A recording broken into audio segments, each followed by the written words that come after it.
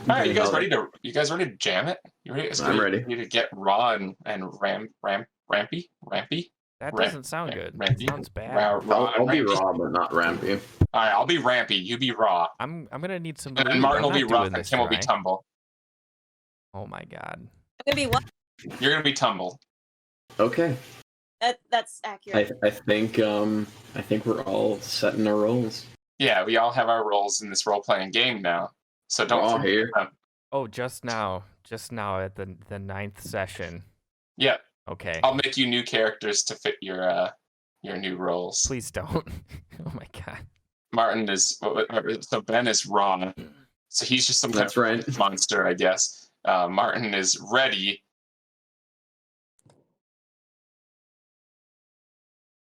I probably lost it. I don't know what ready would be. Well, lubricated, obviously. Okay. So anyway.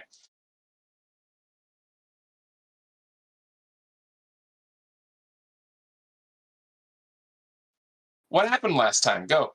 A scary monster is about to kill us with, I don't know, something. We all went through realms of our own minds making, I believe, and everybody is pretty much ready except for Nephmir, who's cowering in the field position in the corner somewhere. Yeah. Yeah. Nephmir is still, not. I guess you could say unconscious. He's not there with you right now. He's still seeing things. And you guys see him, in the fetal position on the ground. He's kind of whimpering and shaking. And the rest of you are kind of getting up at this point. I think you're probably still standing up at this point. And you all saw your various things. Most of it you just saw your own, but only at the very end you started getting pulled together through your last bits, if you remember. Yes. Does that sound right? Okay. It sounds like someone is just hurling dishes at a wall. Yeah. It's definitely happening in this apartment. What is happening over there? Is it dishwashing, but like aggressive dishwashing? Are you guys okay? I think so. We're fine. Okay. It's just a very good microphone. It's a very good microphone picking up very aggressive dishwashing. Yes. I'm gonna try and turn down the sensitivity. If you'd like to. Anyway, we'll get started here. And I believe, so you're all kind of getting up, like coming to your senses, getting up, and you heard, let me just recap the last bit for you. You heard from somewhere above you, the monstrous voice saying, yes, you are mine, my greatest achievement, but unaware. You have no past, you have no future, a pretender to life, a life that does not belong to you. Your fears are not your own. Return them to me, return my Alexander. And that's when you all came back to it. The vision that you were seeing shattered like glass in front of you. And let me pull you to a different map. The map. Don't pull me. Oh, God. I pulled you. No. Pulled you to this map. And you see this guy. Oh. He's not that big, but he's there. Oh, no. Yeah, so you see that guy. He drops from the ceiling Oh, God. above you, and he starts sprinting straight at Alexander. In the meantime, I'm going to, just real quick, again, like I said, he's not that big. I just wanted to show you the art, the fart factory. Oh, thank you. Speaking of art, here's Lily. She's there too. Is she that big? Small. Oh. She's not. I was hoping she became large. This is Alexander. He does not have a pillow. Is he that big? He's not that big. He's actually even smaller. Hold on a sec. Oop. There we God. go. He's a cat. Oh, he's on Nephmir. He's just sitting on top of him. He's just on Nephmir. Nephmir would be cool with this even if he was conscious. So I'm just going to... How's my microphone now? I'm just curious. Oh, you sound great. Okay. I don't hear anything either, so... Works out. So you guys are just sort of piled at the front here. It's hard to, because it's slotted into 5-foot squares and whatnot. You're much more huddled than that, but it has to kind of be like this. Maybe you're not on the bookcase, but maybe you're over there. I'm going to put you over here, and Alexander is there, not on you, just sort of collapsed in there with you.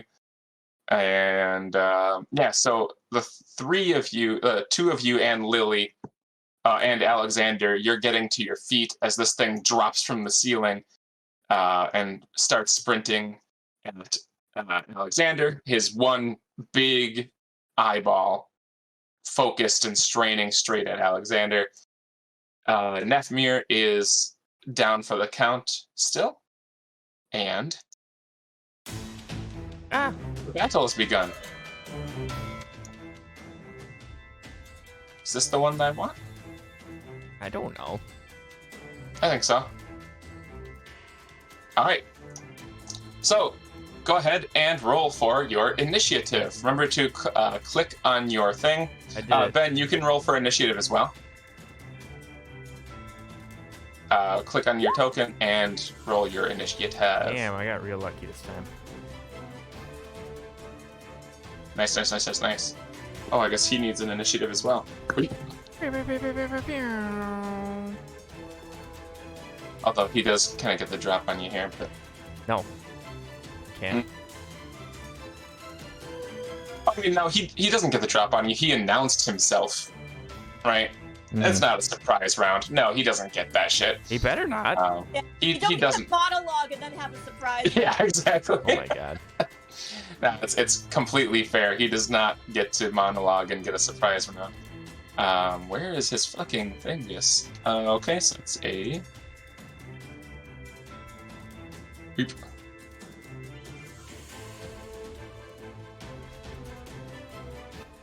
Okay. All right. So, here it is. You guys are there. You are on the ground at the moment, so to stand up, it takes half your movement, but you can still do whatever you want. This thing is, you can see it moving straight toward Alexander, but he is not there yet. Thott, you are up. I'm up already? I don't have to stand up? Oh, no, I mean, like you. Well, you said I was up. Oh, no, it's your... Okay, then I will stand up. Oh, no. I did it. I am standing. Now what? I will throw a javelin at him, I guess. I mean, you can move more. I don't want to. Okay. Alright, so you stand up and you whip a javelin at him. Or actually, you know what? I will go there. Okay. And then I will throw one at him. Okay. Let me make sure I actually have some. Yes, I do still have 2. I believe you should have. Oh, I have 5 of them. I must have bought more. Okay. Did I do it? It looks like... You know what? Let me pop this over here. Oh, this sucks. Give me 1 second. That's better. That's so much better. Oh, yeah. Oh, yeah. Oh, dude. Oh, dude. Oh, dude. Looking good, dude. Alright. That hits. Okay. Make him hurt. Oh, there we go. Okay. Ignore that second one. It lagged, I guess. Alright, you plug in with a javelin, but I mean you see it, connect and it digs into him, but those chitinous plates all over its body, as soon as he moves, it just sort of knocks it out again and it falls to the ground. Would you like to move at all? No. Okay. I'm going to assume, Nephmir, what is your dexterity score overall? Let me pull you up. You have a 2 or a 15, so okay. It's going to stay like this. He goes first, and he runs straight past Thott and runs straight at Alexander. Do I get to attack And- him? Nope. Oh, He moved into your range, not right, out he of your didn't range. leave it. Yeah. I'm gonna do it anyway. I believe you have because some I'm sort of magic. protection thing, right? I do. Once he attacks, I can impose disadvantage, which I do plan on doing. He is attacking. I will do so then. Okay. He is attacking the cat, which is still, getting up from the ground. So he rolls at disadvantage, and he does not. He whiffs pretty hard, but his other claw comes running through, and that also misses. Nice. The cat is a fast man. Thought he was a cat. Hey, does the He is- cat have initiative? The cat has, it should have initiative, and it doesn't. So give me 1 second here. Oh god, you know what? I fucked that up. Yeah, he's definitely gonna have a high initiative. Give me a second. Even though he rolled low. Oh, where are you? Here you are. That's a dumb choice. There you go. I made a dumb thing that happened there. Yeah, okay. Let me do that again. So before that happened, he did not actually do that. I apologize. He's still right there. He did not attack. It's Alexander's turn, and he sees this thing coming at him, and he fucking bolts. He just starts sprinting across the room. Oh god.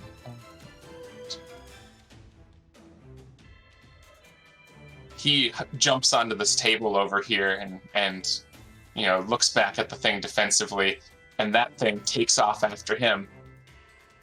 And now he does those 2 swings. I did already do those attacks, so I'll just say that they miss. And yeah, he's over there now, attacking that guy. Nephmir. Let me... Now where did that go? I'm a dumb guy who has too many windows open. I don't like this because the cat will go much further than me. I cannot keep up with him. Alright, so, Nephmir, you are still in that purple kaleidoscope world, and your doppelganger has a hold on you. What do you do?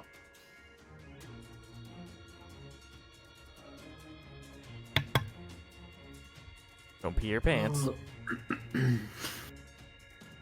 I will not take that suggestion. Oh, he's going to. Okay. I'm not going to take it. I'm not going to be contrarian about it. Even if I maybe that would work. I'm not going to do it. What, peeing? No, just Peeing? pee on him. Maybe just peeing. Unzip and just pee right on him. Power move. Power move. Oh God, I don't know. Don't actually do that. Yeah, I'm sorry. I'm really not. I appreciate that you all had a giggle though about it. Goodness, I'm going to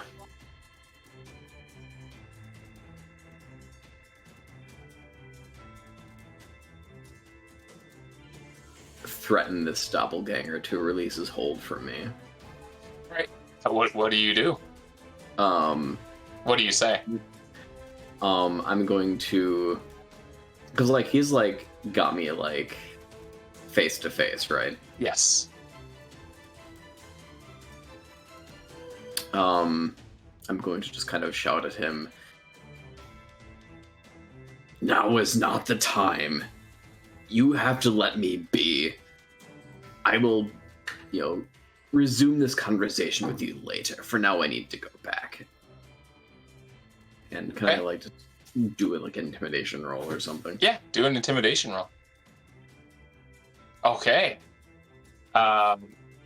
With this sudden show of resolution and anger, the figure actually shrinks back for a moment. You can roll a wisdom saving throw with advantage. Saving throws are like, is it just wisdom? It's the top left. Like wisdom saving throws under the saving throws category. Why don't I see the saving throws category? Oh, I see it. Okay. It's got a box. Okay. With that, it shrinks back, and you wrench yourself away from it. And as you wrench your arm out of its grip, the place where you are being held by the wrist, the reality around it breaks away from the rest of the scene, and the rest of it falls like shards of glass, like what happened with the rest of your party members earlier. And you see yourself lying on the ground. You see the wood floor in front of you, and you hear a commotion. But unfortunately, that is your turn. It is Lily's turn now. And Lily is a fast one. She stands up. Okay, yeah, she can get there. Oof. Oh my Actually, god. Yeah, she leaps to her feet, and she's almost snarling. You've never seen her like this before. It's like she's seeing red. Her breathing is intense and loud and harsh, like almost grating, and she pulls the greatsword from her back, and she lunges at this thing, screaming. And she starts swinging. Oops, I sent that only to me. Because she is one of your team members, I've put her on here so you can see what she's up to. But you can't see what she's up to. But she did just hit very well. Holy shit. And once more again. Not that time, though. Oh. Alright, but yeah, she lunges at it, screaming, and she just swings her huge sword and connects with it, and it almost knocks it off its feet, almost swiping it away from Alexander a little bit, and digs deep into that chitin. Then she wrenches it out and she swings it again, and this time it glances off of that armored hide. Let's see. And next up is Lena's turn. All right. She's going to stand up and... Sorry, let me check something real quick. I should have done this while I was waiting. Okay, this is fine. Yeah, she's gonna stand up, and she is glaring daggers at this thing, and the air becomes cold around her as she says, "How fucking dare you? How dare you look at something that's not yours to look at? How dare you play with something that's not yours to play with? How dare you share something that's not yours to share?" And she slams her staff into the ground and casts a blue bolt at him. Hey, cast it. That does hit. Oh, sorry, I don't Did know you why. throw with advantage? I don't know why advantage was on. That was my bad. Whoa. Does not hit. Okay. Unfortunately, you're so filled with rage that you aim just off, and you're sort of struggling to fire around Lily, and Lily is moving so unpredictably, and it just sails wide of it. But this frustration, this fury, you fire that blue bolt, and the magic doesn't subside. It keeps surging within you, and it just keeps growing and growing and growing. And I read,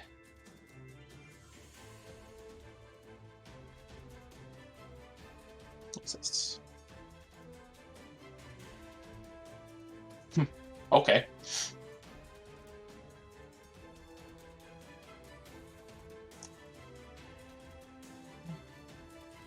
That'll do it.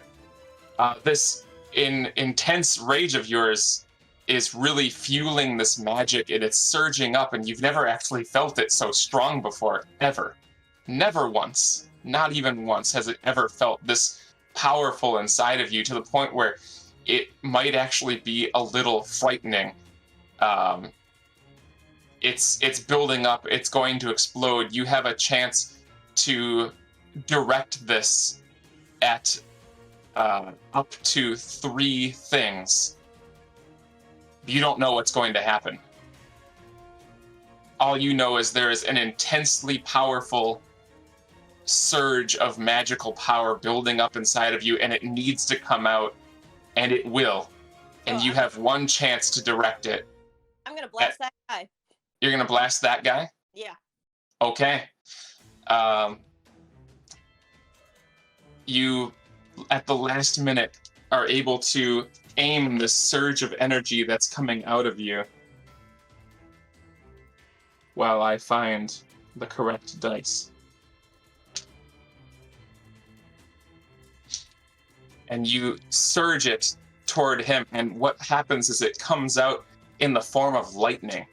Lightning blasts out of your body, just arcing straight across the room past Lily, making her hair stand on end, and just blasts into this creature. Wow, oh shit, that was a good one. And it takes 21 lightning damage.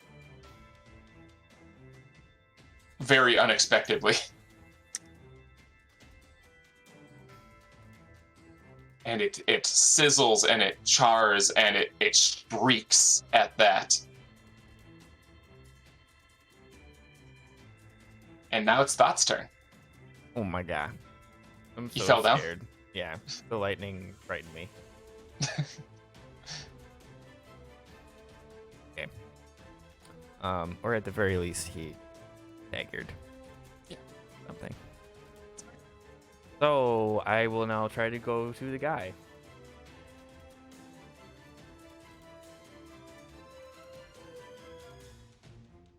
Yep. Okay. That'll do it. And I will try to grab his nuts. I'm kidding. I'm Okay. just gonna slash him. Okay. Let's see. Ooh, I don't know. Did I make it? Forget. What was it? I think it makes it, yeah. Okay. Yeah. It's not a difficult check. Oh my god, that's not very good. It's a miss. Ah. You have another hit though, right? Yeah. Okay, that one is. Go for it. Oh boy. That's I hope this just adds my Yeah, it does. Or did it? Did that No, add You have another dice. So roll another D8, I believe, correct? let me probably. How does that work? I'm looking at your sheet too. Yeah, you roll one of the weapons damage dice. Yeah. So that's right. You have to do another one of those. Wait, is it a D8? Is that what the It's a D8. Yeah, 1D plus 4. Okay. Yeah. Yep. Oop. Okay. Okay. You just did as much damage as that lightning did. Oh my god. So you miss the first time it glances off of this chitinous skin, but now you have a good idea of how it works, and with that second strike, you really find that fleshy spot between plates, and you dig in deep, and it really screeches. Gross. It is a big screech. Ugh. And Alexander, taking advantage of the distraction, leaps off the table. And as he does, the thing is going to take an opportunity attack on it. Ow. It does not hit. Good kitty. The cat is nothing if not dexterous. And he goes sprinting across the room. And onto this table over here. All the while this is happening, you can hear the small, childish voice in your head just sort of mumbling to itself in sort of worry and fear as it sprints across the room. And next is its turn. Ow. And it tracks with that one big eye. It tracks the cat sprinting across the room before it suddenly cannot see it anymore because the hulking form of Lily stands in its way, and you are still withdrawing the sword from its body, and it looks at the two of you and says, "Do not interfere." And both of you need to make a Constitution saving throw. I just did that. Oh no, Lily. You are, Thott is okay. But Lily makes eye contact with that one disgusting eye and suddenly feels sort of her body being eaten away at. Ew.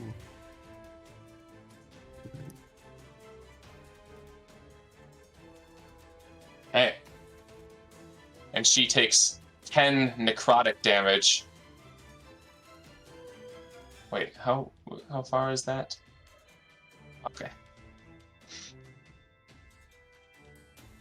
That's 10. She's okay. And you can see her skin sort of rotting away in places. Ew. It is Nephmir's turn. You are on the ground, but you are conscious, and you see your friends doing battle with this hideous creature. Okay, I'm going to just kind of stand up. It's not an action, is it? No action, just half your movement. Okay, I'm gonna stand up. I'm just gonna move right here. And I'm going to cast True Strike at the creature. Okay.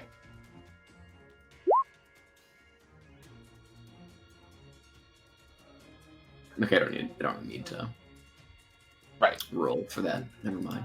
Okay. That'll do. Alright, anything else? No. I mean, I don't think I can do anything else. I think that's it, right? You can move, but I mean, I'm not moving anymore. Okay. Next up is Lily. And I think, yeah, she's just going to move to intercept it even further and just keep pressing this beast. She is slowly rotting, but it does not seem to faze her. Oops, I did it very quickly, but one of those hits. And good damage. This thing is starting to bleed heavily all over the floor. You are doing noticeable heavy amounts of damage to it. It is almost crippled now, just with the sheer amount of damage that you've been doing to it. Yeah. Next is Lena. All right. Let's see. She's still pissed and she's walking slowly over towards it just a little bit. And I think she'll slam her staff down the ground again and another blue bolt comes from it.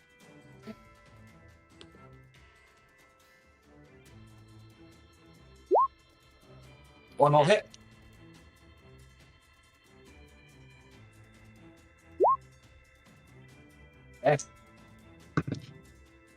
She leaves frost footprints as she walks forward. Very cool. All right. It collides, and you can see some of the chitinous armor just kind of freeze over. All right, next up is Thott. I'm gonna punch it Okay. with the Phantom Fit. Okay. Punch it with the Phantom Fist. Do I do that?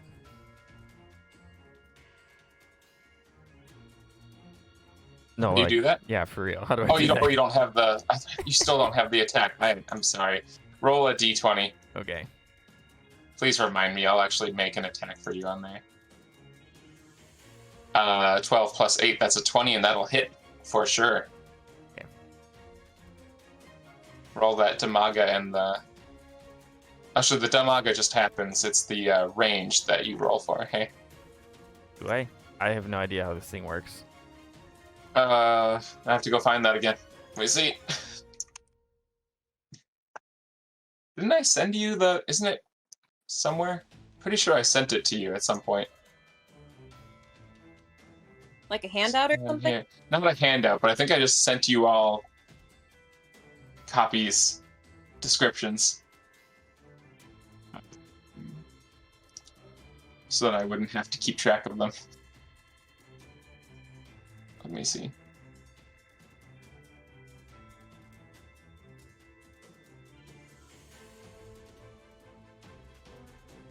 Hold on. Please wait. It's not it. Is this it? Ah, this is it. Okay, okay. Okay, so you get just a +1 bonus on unarmed attacks. And you knock back enemies 2d4 feet. So you can roll 2d4. Oop. Oh, wow, 7 feet. That's a good one. So let's see, your unarmed attack damage +1 is just 1 plus your strength +1, so that's 6 damage. And it gets knocked back 7 feet. So you blast this dude right in the face, and the spectral hand, the spectral fist, projects from your gauntlet and throws him backward, and his lower body catches on the table right in front of you and sends him spiraling, head over feet. And he hits the wall and he collides onto the floor, and he is now prone on the ground. Yes. You have another attack. Okay. Well, You have advantage on prone targets. Okay. Then I will go up to and try to hit him. Okay. Oop. Well, what? I clicked it. And I clicked Might it. just be slow. Okay. Well, since I have advantage, I'll turn that on anyway. Oh my god, I clicked it again. It's not working. Just slowly. It might just all come through at once eventually. Oh. But you're not seeing anything happen? No. Let me see what happens when I do it. Oh, that's the wrong sword, but it's working for me. It says Lily's doing it, but you're doing it. Okay. Oh, We'll call it. I'm that. stupid. I clicked the wrong thing. Log back in. Okay. Doesn't matter. Yeah, Anyway, see? there it goes. Whatever, both of them hit. Yeah, roll some damage. Oop. Okay. How do you kill it? Oh my. I don't know. I'm just gonna stab it. Like just Okay. straight in. Kind of. I guess I'm aiming for some kind of major organ in the torso. I mean, if you're talking about major organ, there's that big old fucking eyeball. Yeah, anything but that. He Okay, all right. does not want that. That's very gross. All right. So you stand over this prone creature on its back, and it looks up at you, that one huge eyeball straining straight at you, and you see the separation of the chitinous plates on its chest, and you drive your sword straight between them, straight into what you assume would be its heart. And one final screech from this creature, and it collapses, motionless. Congratulations. Ugh. Wonderful. Lily kind of takes a second. She runs over to it and she swings just her greatsword straight over her head, and she brings it straight down and lops the thing's head right off. Oh. And it rolls underneath the table. Oh. And she stands there for a little bit, just breathing harshly.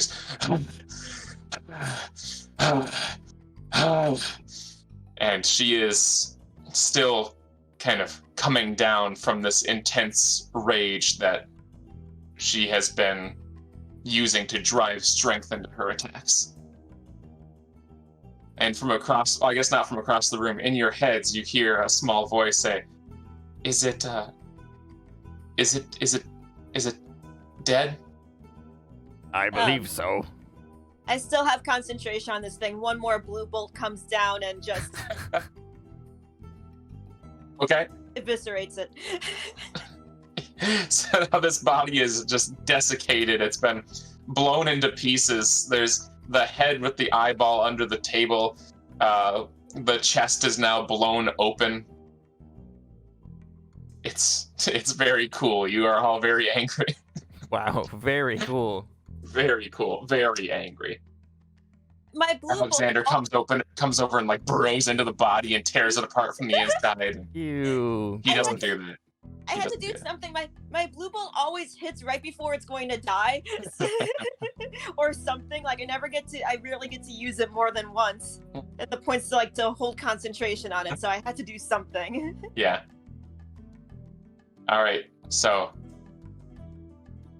this is where you are. Alexander hops off the table and kind of walks over to the table and peeks underneath it, and you watch this cat sort of like shiver a little bit.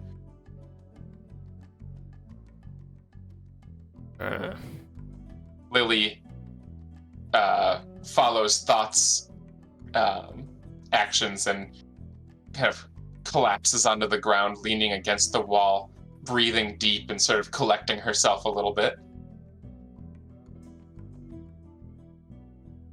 Alexander, what is this? He looks at you, and it's interesting because you don't see a lot of emotion, a lot of human emotions coming through on cats' faces, but you can see the muscles of this cat's face sort of knit together into this frown of uncertainty and anxiety, and you hear the voice say, I have to think. I'm sorry, I don't know. But it turns back and it just keeps staring at this thing.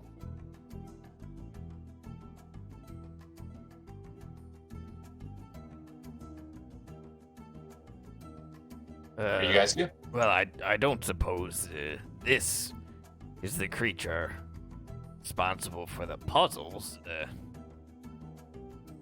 Would it be? Alexander suddenly speaks up very quickly and says, it might be. Well, anyone ever see something like this before? I haven't. Anyone who's interested in whether or not they know anything about this creature, you can roll an Arcana check. I feel like whatever this is, I definitely don't know what it is.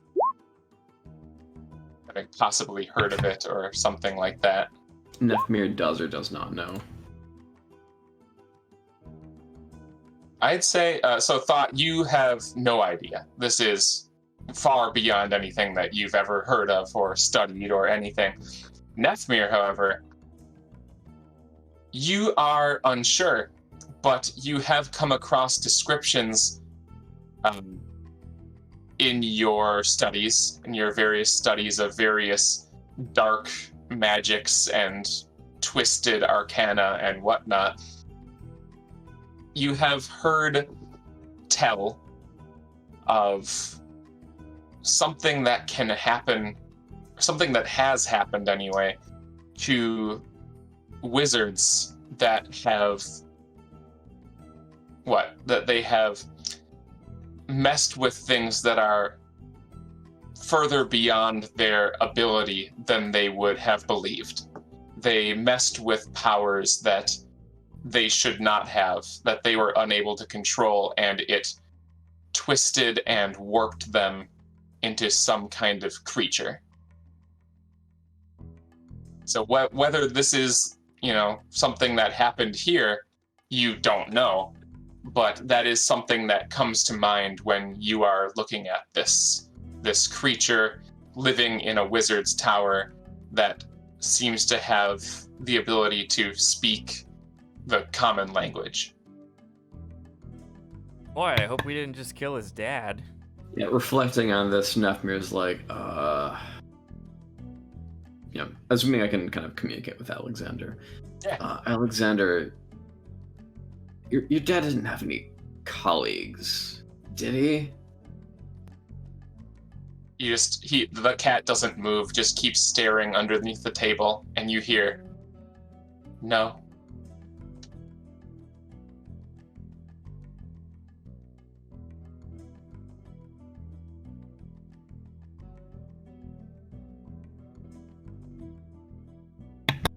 Nephmir doesn't have really anything more to add.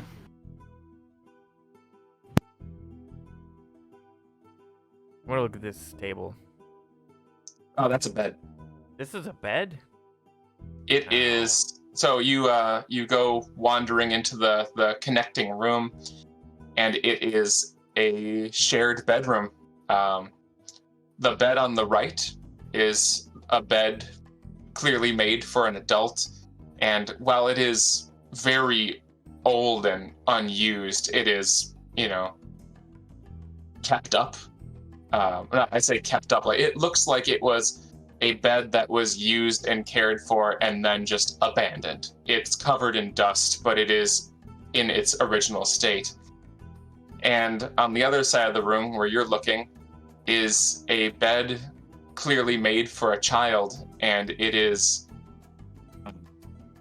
much older, much more in disrepair, and the feather mattress that is on top of it has been, pulled off, and it's been torn apart, and it doesn't seem like it was torn by a person.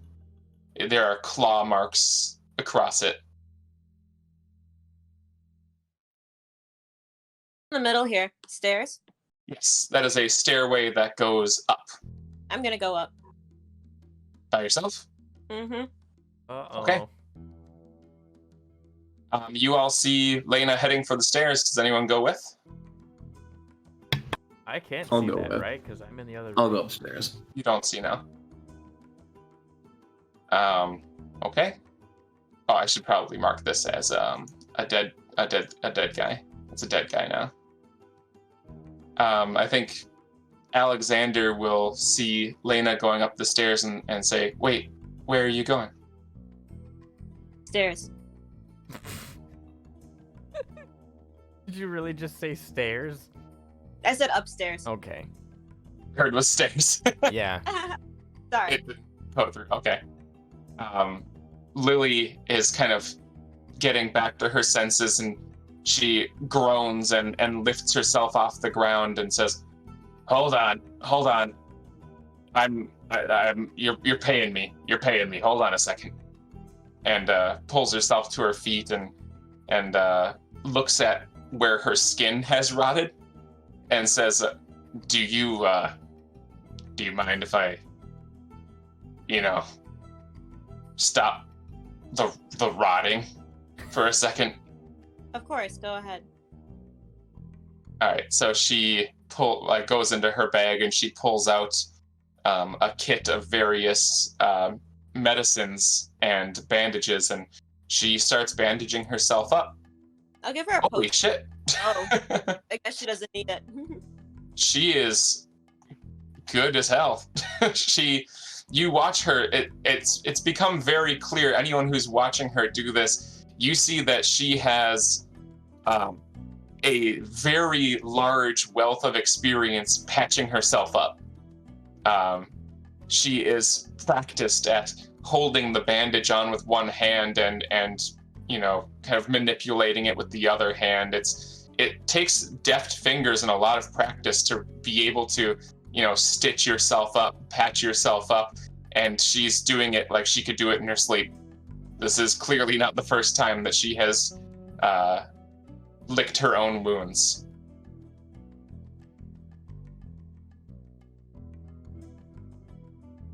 She's doing well. She looks at the rest of you and just kind of like holds up a roll of bandages and says, "You guys good?" Yes. Thank you. Yeah. Okay. And she puts them away. The cat, Alexander, finally tears himself away from the table and hops up onto it and looks through the doorway into the bedroom, and he just kind of looks in there for a bit.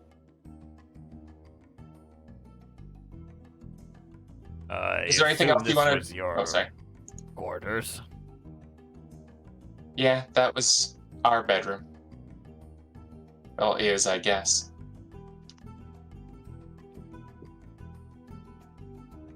How long did you live here after the incident? For the incident?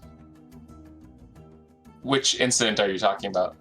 He's referring to the explosion. Oh. I didn't.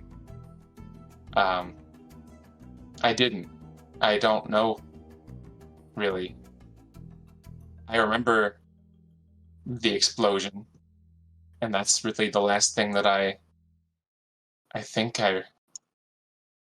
Oh, there's something else. There's something else. I can't remember. It's just, I don't understand. It's all so confusing. It doesn't make any sense.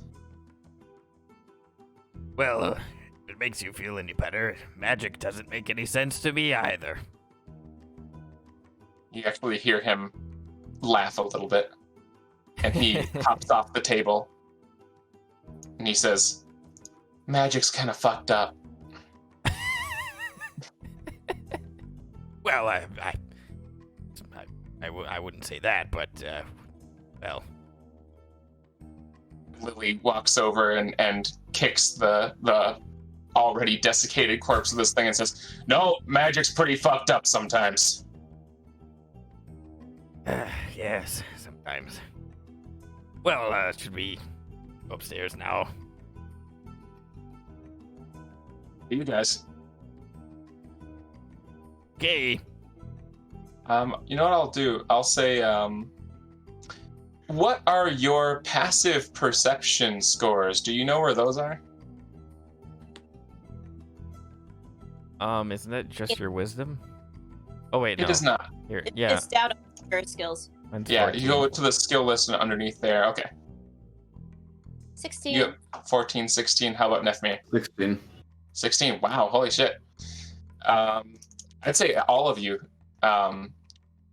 This silence sort of falls over the group as you contemplate your next move, and it suddenly occurs to you that now that the battle has died down and your adrenaline has died down, you can hear sort of some muted sounds from outside.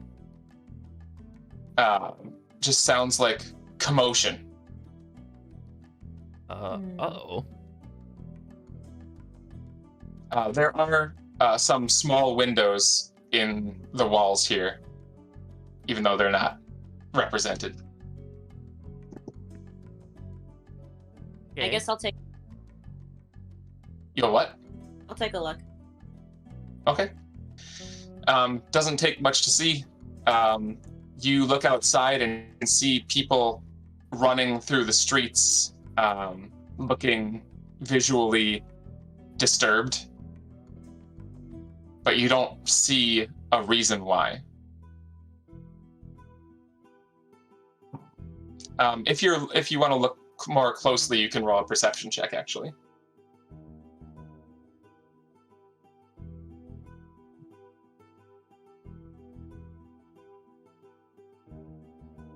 You can see that a few of these people, as they're running through the streets, keep looking up. Can I look up from where I'm at? Does the window open? The window doesn't open. You can look up to an extent, but it's just a blue sky. It's a bright, sunny day. Are they looking straight up, or are they looking at the tower? They are looking. Actually, it's a good point. They are looking frantically around. Actually, a few of them are looking toward the sky in many different directions. Is something going on out there?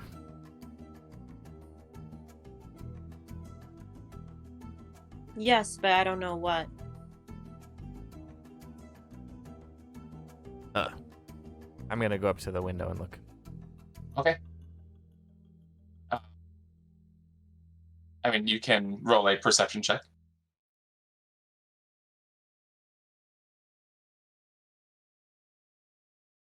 There. But you don't notice them looking up. You can see them running around frantically. It's not like everyone is outside running for their lives. It's just that the people who are outside seem to be moving frantically. what time of day is it right now? Probably getting close to about noon. Okay. Well, this is very odd.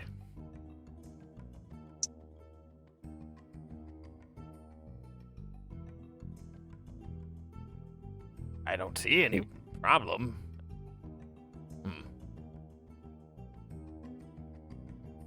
I think Lena looks up at the stairs and sighs and says, I guess we should go down. You mean up? You are down. Right? Yeah, Yeah. you're on the first floor. Okay, I guess we should leave. Okay, I start going up the stairs. Okay. You go up the stairs. Alexander follows you. Lily follows you. What about the rest of you? I was saying I that go we up should the stairs as well. if he's just gonna go up the stairs, then sure. Okay.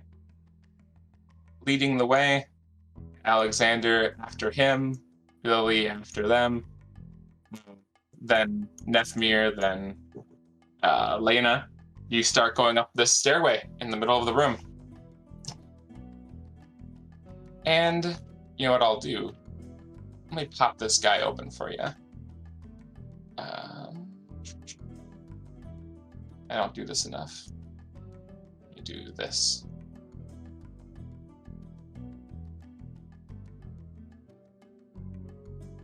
Scroll down if you are zoomed in, because you are now further down on the map. Wow. All right, so you guys start coming up the stairs.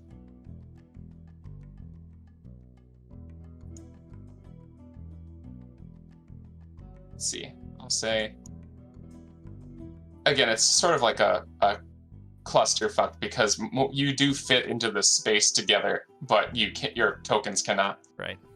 But you are all up there, up on this landing, and as you look around the room, you see this hole, right? That's the first thing that you notice as you come up, is this breeze blowing through. And now as you get closer to this hole that's open to the outside, you can hear the commotion a bit more, just people talking loudly as they run around. I just drew a big stone circle here to represent that this left, this edge on the, left side just opens up to that first floor that you were just in. And it's just this perfect cut circle to the outside as well. There is no stone floating in the midair on the outside. I just did not fix that. So it's just a circle that's missing. Yeah, just that circle that's missing that you saw from the outside. You climb the stairs into what seems to be a laboratory. Bookshelves line these walls. There's rubble on the floor that's fallen from the ceiling. You know, it's that perfect hole on the side, but, you know, over time with rain and wind, it's not as perfect on those edges anymore. There's rubble that's fallen off. The hole is here in front of you. There's a clean line in the stone, in the perfect circle. From outside through the hole, you notice those cries of alarm rising up from the city. And now a new sound. There are several bells that are tolling throughout the city. You could probably guess that they would be alarm bells of some kind. General use alarm bells. And opposite of that hole is a figure that you struggle to comprehend. Go ahead and roll a perception check, please. Everybody who would like to see. I like seeing. It's cool. Alexander, excuse me. Oh, that last one was actually Alexander, not Lily. Okay. Wow. Great. You all look opposite over here now that you've come in a little bit. I went to the edge to try and see what was going on outside. Yeah. And as you do, over here, you see a figure of some kind. It's not clear. It's not that it's obscured or not even that it's translucent. It's just... It feels like it's beyond your ability to perceive it. Wow. You know something's there, and you can practically feel this unique presence without even trying. Your eyes strain to focus on it, unable to make out its shape properly, and then you become suddenly aware that it's not a problem with your eyes. You've actually been avoiding this thing. You intend to inspect whatever it is, but you just look past it, or next to it, or anywhere else that's not that thing. And understanding this, you're able to sort of steel yourself and focus on it, and you can make out what seems to be a large skull surrounded by wisps of shadow. It turns from a book that floats open in front of it, and you feel this stare of eyeless sockets boring into you, and it opens its mouth and screams a hideous sound that threatens to rend your bones apart. You. Make a wisdom save for me. Oh.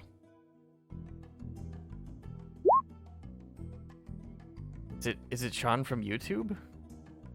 Oh wait, no, it's not wearing glasses. Oh yeah, Sean from YouTube. Man. Oh, nice job, Alexander. Also, Sean doesn't try to destroy your bones. Are you sure? Well, maybe Nice. in a figurative sense. Oh, On a literal one. I forgot. Those are very nice rolls. Oh, most of them are.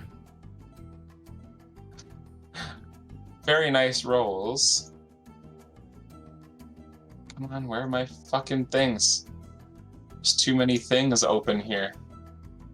You've got too many things. Me. I don't need that one anymore. I don't know. Don't you kind of need a lot of things? I do need some things. Some of the things are important. I feel like you need to have a lot of things open. You only need Yeah. to have a couple things, honestly. Just a couple things? Okay, I have too many things now. All right. No. I Yeah, think okay, you I'll need... close some of these things. No, stop closing them. Yeah, okay. Thought's gone. He's not in the game anymore. Oh, Um, God damn it. yeah. Sorry about that. What is this? Where are you? There you are. Okay. Nice. Okay. No one died. Really? Yeah, no one died. Okay. Ow. Well, we'll get to it. So, Okay. this screech happens. And I don't remember what this is. I'll put that here. This is what you see. Oh God. Yeah. Mm. It's not that big. It's this big. Still. I don't like it. It floats over here. This sound that vibrates into your bones. You feel your bones actually beginning to creak and twist, but you are able to resist. You kind of hold yourself together and nothing happens. Thott, it feels like you're going to be torn apart. Oh. It feels like you're going to be torn apart, but you feel a warmth inside of you. And it feels like how you feel when you're praying. Aw.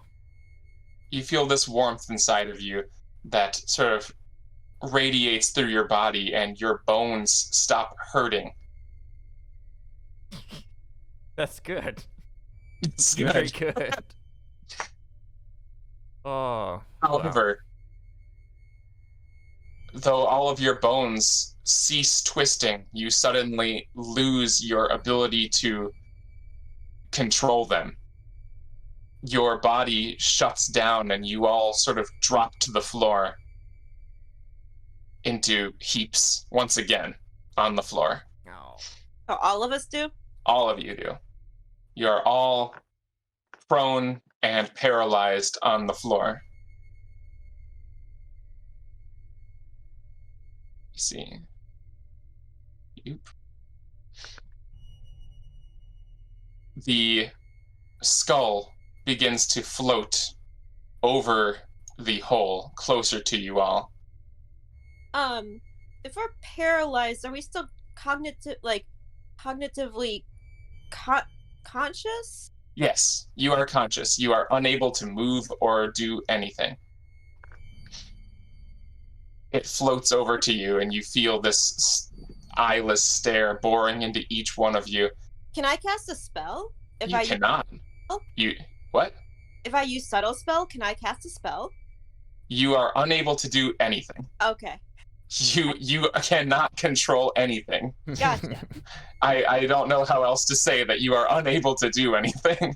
I appreciate the ingenuity. Don't get me wrong. It's a good idea to be thinking about it.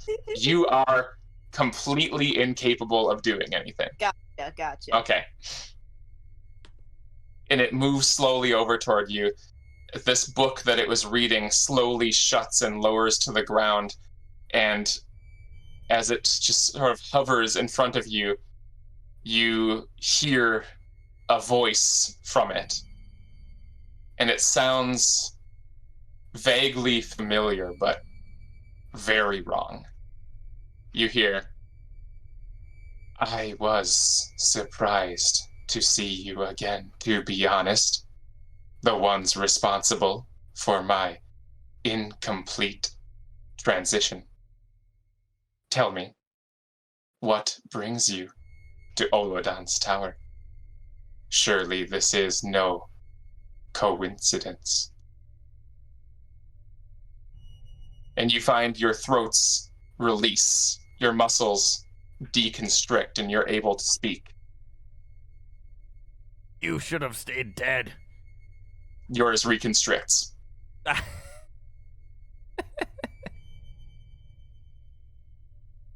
No? You wish me to believe that this is coincidence?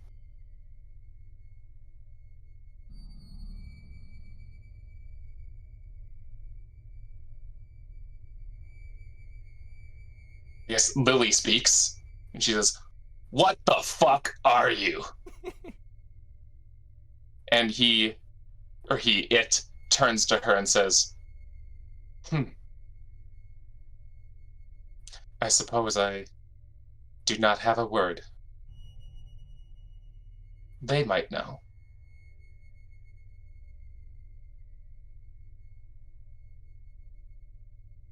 Alexander then, I guess, speaks up. I can't talk. Yeah, you can't talk. Other people can.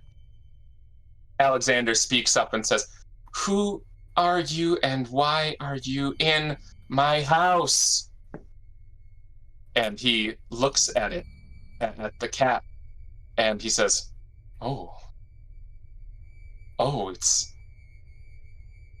it's interesting. That's very interesting. You, I will keep. Oh yes, I can learn much from you. Can I cast a spell now? What does subtle spell do? I can spend 1 sorcery point to cast without any somatic or verbal components. I guess it depends on if you need material components. Usually with the spell focus, I don't unless it costs money. Are you holding your spell focus? I always am. Okay. What do you want to do? I want to cast. Just a minute. Shatter on him. Okay. She is still angry. He's still angry. He's still very angry. Okay. Go ahead. Level 2 spell. All right.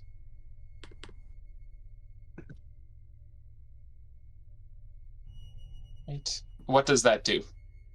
That, let's see.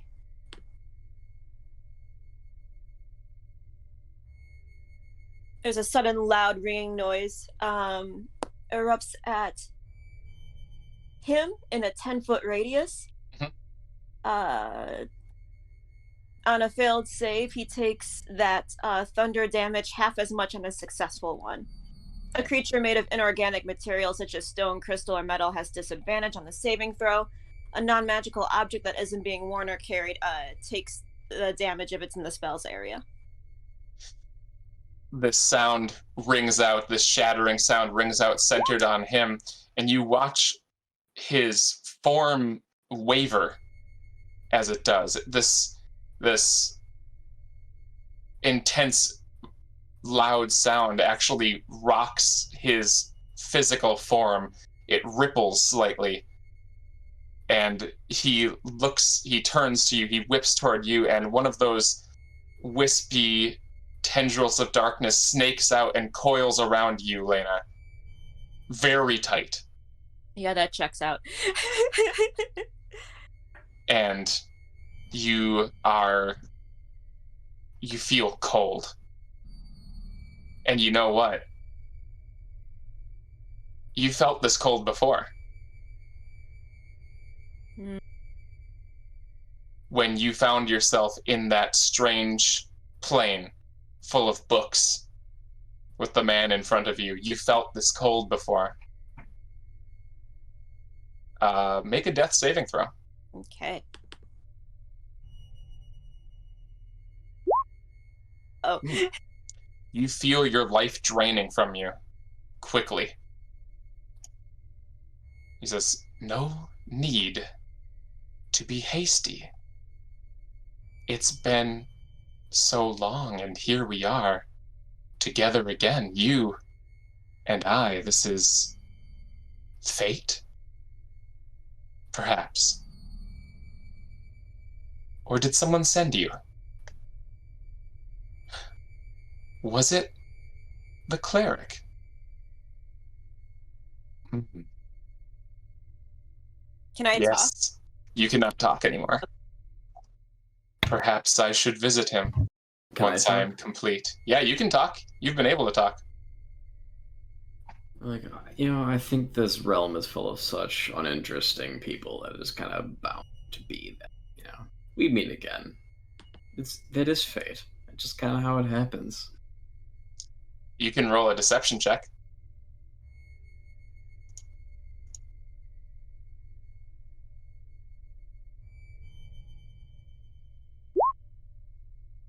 Ah. You hear this. I can't do it justice. It's a laugh, but it is not a laugh. It is not human. It is otherworldly. It is chilling to your bone. And he says, "Now, please, I believe we've earned a little honesty between us after what you've done to me. You all know far more than you should, I believe, especially that cleric. I don't suppose it is possible, isn't it? What is his name?" Your throats deconstrict. Lena, you are still unable to do anything. Tell me. What does it matter to you what his name is?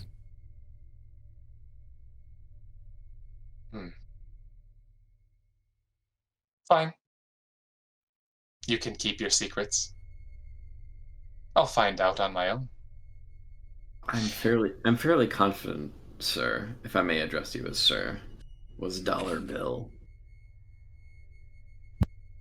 Wait, what did you just say? So, sir, if I may address you as sir, if that's all right. I believe it was Dollar Bill. What was Dollar Bill? Are you saying the cleric's name was Dollar Bill?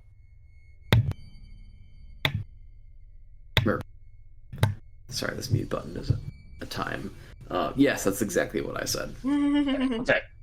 He looks to you again, and this tendril snakes out to you now.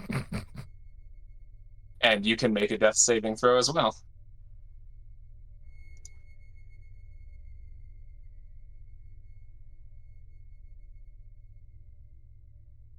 Do you know where that is? There it is. Oh. You too remember that singular sensation of that cold, icy grip of death, your life being drained away from you. Let's see. Well, all right. This is fine. In any case, my heroes, your journey is complete.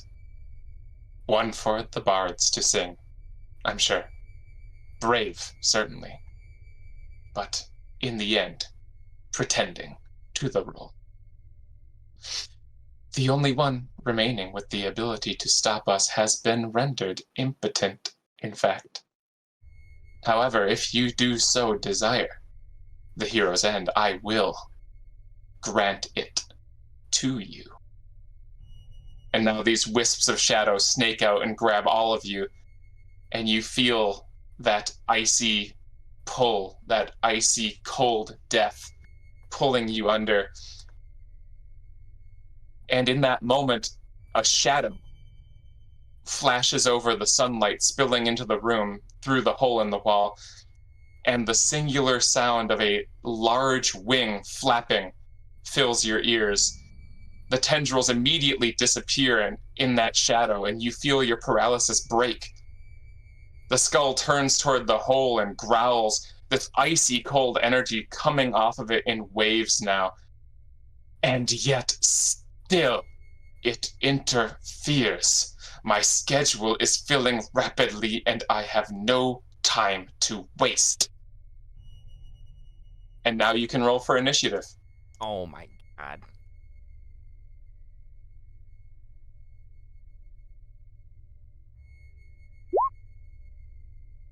Yo, what's up with these lukewarm initiatives? Hey, I got a really good roll last time. Yeah, I should have marked. I should have one failure in my death saves, right?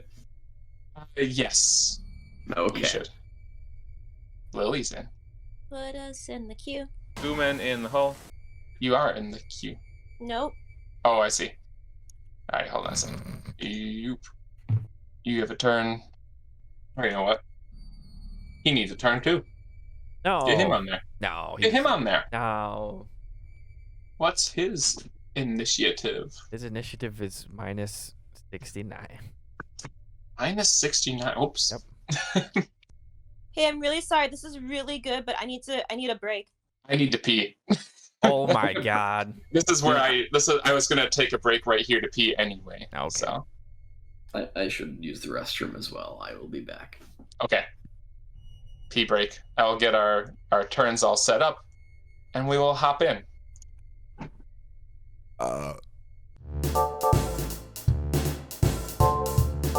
Okay, so this thing is first in the lineup, and he moves back, and let's see. That powerful cold that you felt earlier, it pulses across the room again, and it knocks rubble off the ground and into the air, and you watch as this rubble, it doesn't just fall again, it continues floating, and it starts to bind to itself. The rubble keeps amassing to itself, picking up more and more, and then it starts wrenching rubble from the walls, from the ceiling, from the floor, and begins to form two shapes. Two large humanoid shapes. And there's another pulse of this magic, and two small crystals fly from a nearby table and embed themselves into these big stone forms. And those crystals are glowing bright green. And what you see is this big guy. And one of them is right here. And the other one drops, let's say here. Actually, no, the other rebel's over here. We'll say it goes there. All right.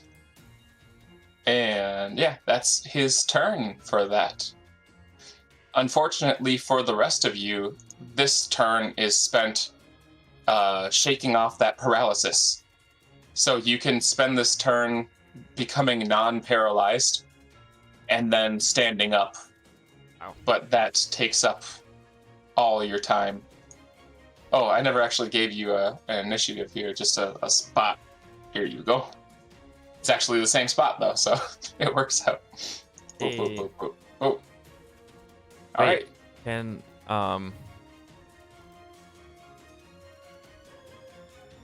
Can I use action surge to have a real turn? Yeah, you can. Okay. You totally can. I did it. I used it. Okay. And I'm going to go this and then punch this guy with the fist. So that's a 20 then. Right. Oh, okay. No, never mind. Yes, it is. Your fist connects, and normally you're used to just blowing people away with this thing, but you connect with this hulking pile of stone, and it doesn't budge. Not even a little bit. Oh. Like it's like you punched a wall. Yeah. Which, coincidentally, it is made of wall. Coincidentally. Let me see here. I think I'll move this around. Here, rearrange my windies. Okay. Now we're back to him. Let's see. I think first the golems will move. Let me double check some things. Yep. Okay.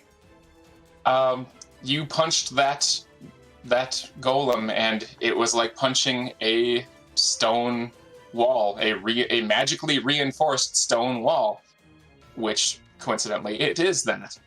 And it sort of shifts slightly and angles down as if to notice you. And these huge arms, there's massive hammers of stone, both rise up and come slamming down onto you.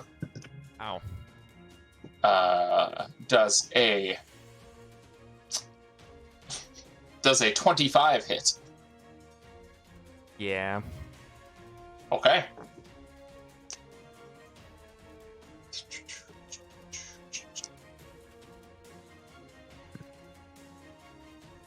Alright, you take 13 damage.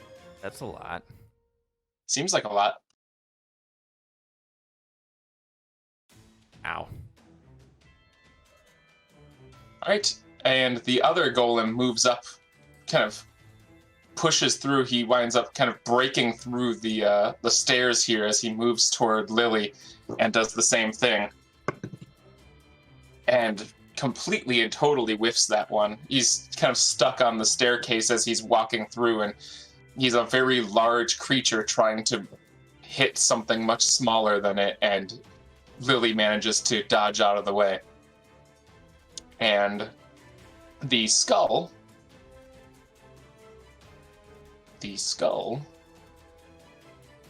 floats over here. You know what? I think he actually floats over here.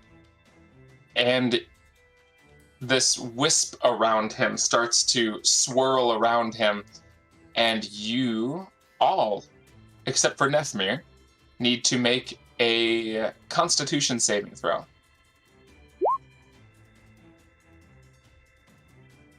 Okay. Lily does too, and Alexander does too. Nice. This is Alexander.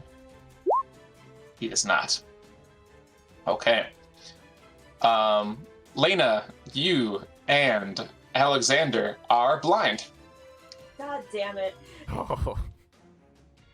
This shadow swirls around him and expands slowly outward, and you feel it sort of enveloping and reaching into your eyes, and you are completely and totally blind. Just you two, though. So that's good. Lily's up. Let's see. I think if... she'll turn on this golem over here behind her, and you watch as she seethes in anger once again. It boils over, and she pulls out her greatsword and starts to attack this rock monster. And it hits. And it hits. Both hit, my goodness. Wow, that's a lot of damage. 23 damage to that guy. Wow. Okay. So let's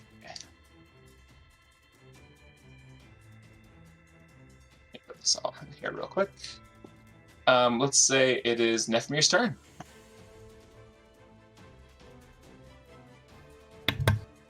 Okay, quick question. In which turn order are the rock monsters? Rock monsters are, they act with the skull. Okay, fair enough. Let's see here. And Lily just attacked this guy, right? Yep, that's the one. Okay. Yeah, I'm gonna cast Crown of Madness on that one that Lily just attacked. Okay. Tell me what that does. I will have it show up. Perfect. The thing. You can see within range. Actually, can I just go ahead and say that I moved over here first? Yeah, you can do that. I did that first. I moved over Okay. here. Succeed on Wisdom saving throw, become charmed. While it's on, switch to Jagged Iron, madness glows in its eyes. Must use its action before moving on each of its turns to make a melee attack against a creature other than itself that you mentally choose. Interesting. Okay, let me see how that goes. That's a pretty good DC as well. Oh. It fails.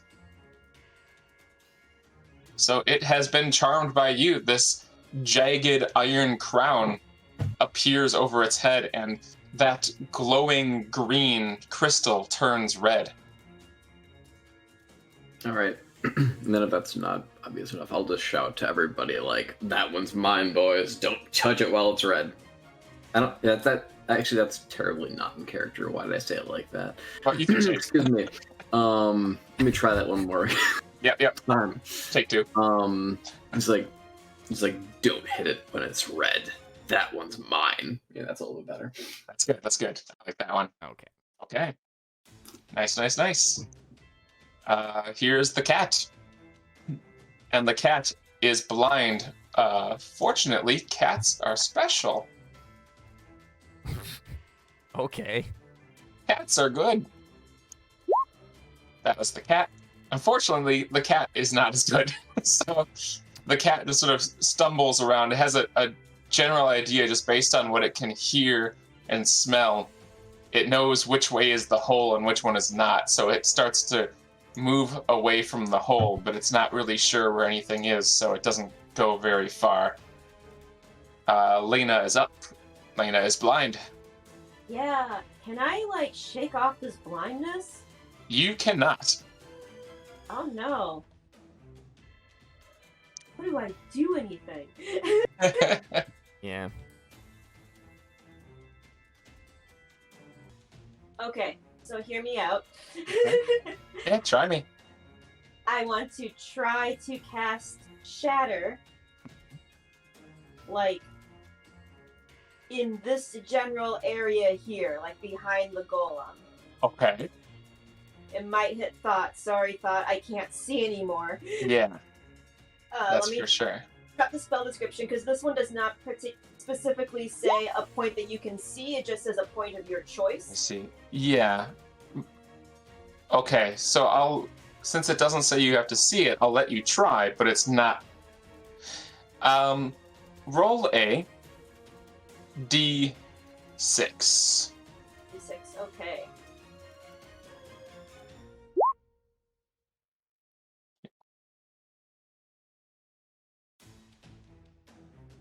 Okay. So, you know the general direction of where you want it to go, but you are blinded. And you wind up hitting. Let's see. You said 10 feet? 10-foot radius. 10-foot radius sphere. I see. Yeah. Fucked up. She would probably overshoot rather than undershoot, just saying. I don't know if you can make that choice. But yeah, I mean, you do center it on the wall. 10-foot radius sphere. Alt for circle. 10-foot radius. That's not a radius. Oh God. Oh geez. Oh boy. Oh beans. Hold on a second.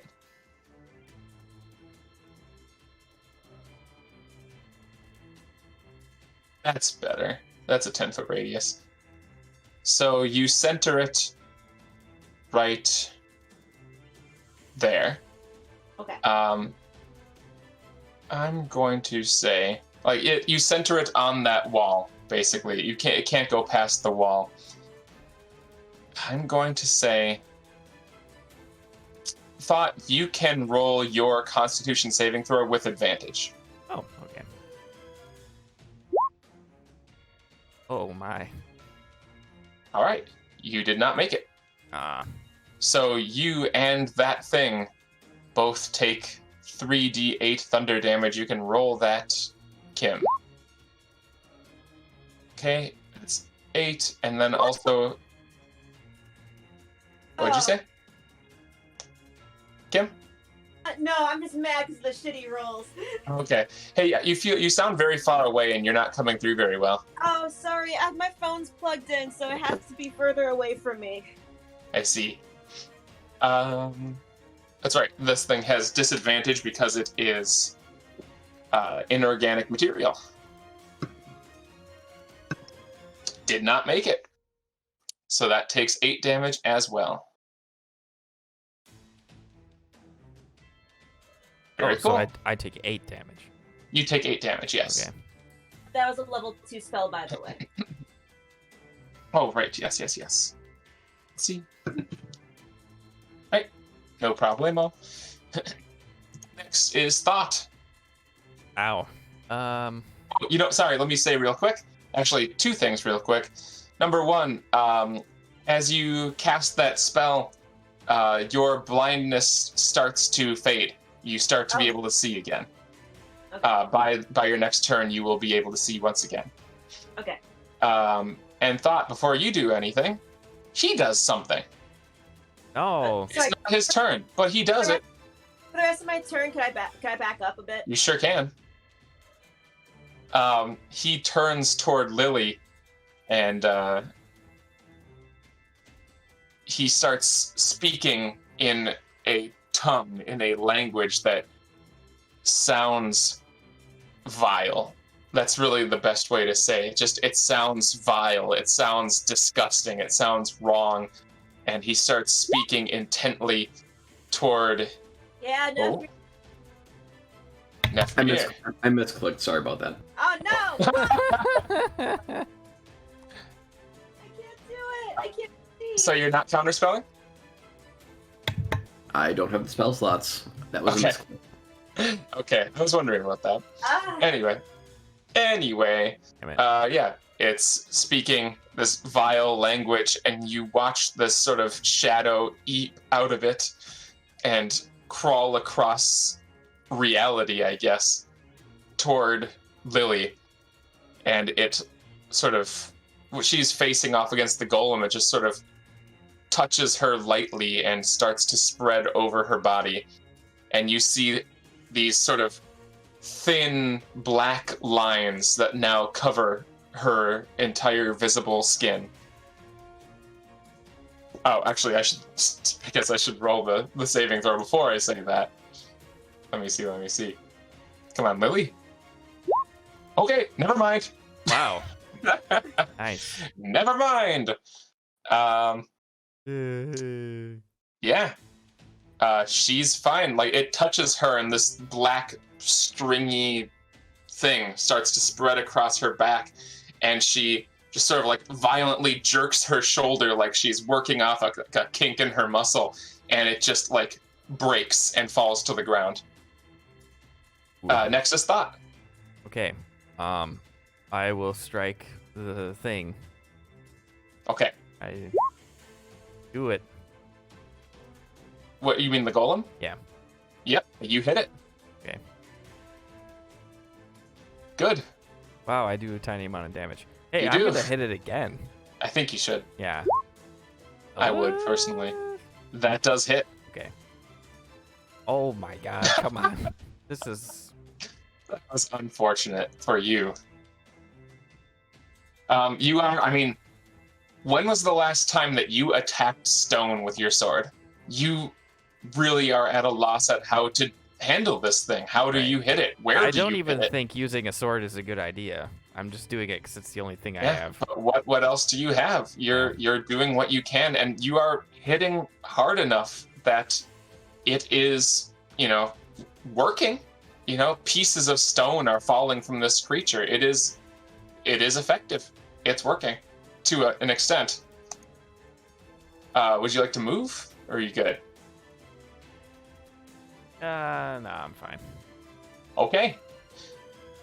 Then the you know what? I think the Lich thing is unhappy with her just so casually shrugging off his curse. So he's going to focus in on her and move closer. And these tendrils start to wrap around her completely now. Does that count as an attack? Yes. Can I impose disadvantage on it? Because if it's magical, I don't know if that's how that works. It is magical. Disadvantage does not Yeah, I don't think work. so. Yeah, unfortunately. So let's say, yeah, she's gonna do it again. Go. Holy shit. she is in the zone. She is like raging, foaming at the mouth, attacking this golem, and she feels these tendrils wrapping around her, and again she just grunts and she breaks out of them and she keeps attacking this golem. That is fantastic. The golem does not take it lying down. The golem does a big hit. Which golem? The one next to Lily. You mean the one with the crown on it? Oh, you are right. That's right. Sorry. Thank you for reminding me. Nephmir, what does it attack?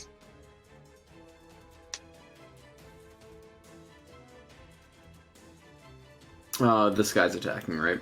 Yep. Okay. Well, I'm realizing I kind of fucked up because it has to attack before it moves. Yes, that is correct. It doesn't really work all that well. So he's just gonna you know what? I'm gonna go on a limb. He's gonna kind of just direct his melee attack at this guy and just swing as hard as he possibly can with one of its big arms, possibly even the momentum of its body. Okay. You know what? I'm going to let that happen because you are controlling it. It would not attack the way that it normally would. Perhaps you are moving it in a way that it normally would not. So I'm going to make a series of rolls here and see what happens. The first one is going to be this one. Okay. And the second one's going to be this. Okay. Yeah, this is fun. This works. I'm going to make this work. Hell yeah. This is fun. This was a good idea. This thing, I guess I don't really know what else to say. You order it to attack this thing that it is not within range of as hard as it can. So it turns toward it and it wrenches its big arm up and tries to throw a huge punch as hard as it can toward it. And it fails a Constitution saving throw to keep its body together. And the force of this blow at nothing actually breaks the arm off at the shoulder, and it sails across and blasts into the skull. Yes! I'm into that. Yeah. Let's see. For 22 damage. Wow. Yeah. I'll take that. It is now down an arm, so its future attacks will be half as effective. Or maybe I'll say it'll be the same amount of as effective, but it can only do one, because it only has one arm. Yeah. I think you caught the skull off guard as this huge pile of stone suddenly collides, and it's luckily for you magically reinforced stone, so it actually collides with its sort of nebulous physical form. It collides and it actually just blasts him for a loop, and it whips over and stares at it, and then it whips and it looks straight at you, Nephmir. Yahoo. Next up is the other golem, which is not controlled. And that one is going to make 2 big hits at Thott. And this golem does a 22 hit. Yes, it does, Yeah. correct? How about a critical hit? Does that hit? No, that A never. 27? Nope. Sounds good. Crits automatically miss Crits automatically missed. That is wild. on Holy me shit. because I I hope you like damage, my guy. I don't. Probably gonna die. First one is 17 damage, and that was not the critical hit. Wow. Okay. Oh, rolling bad though. 75.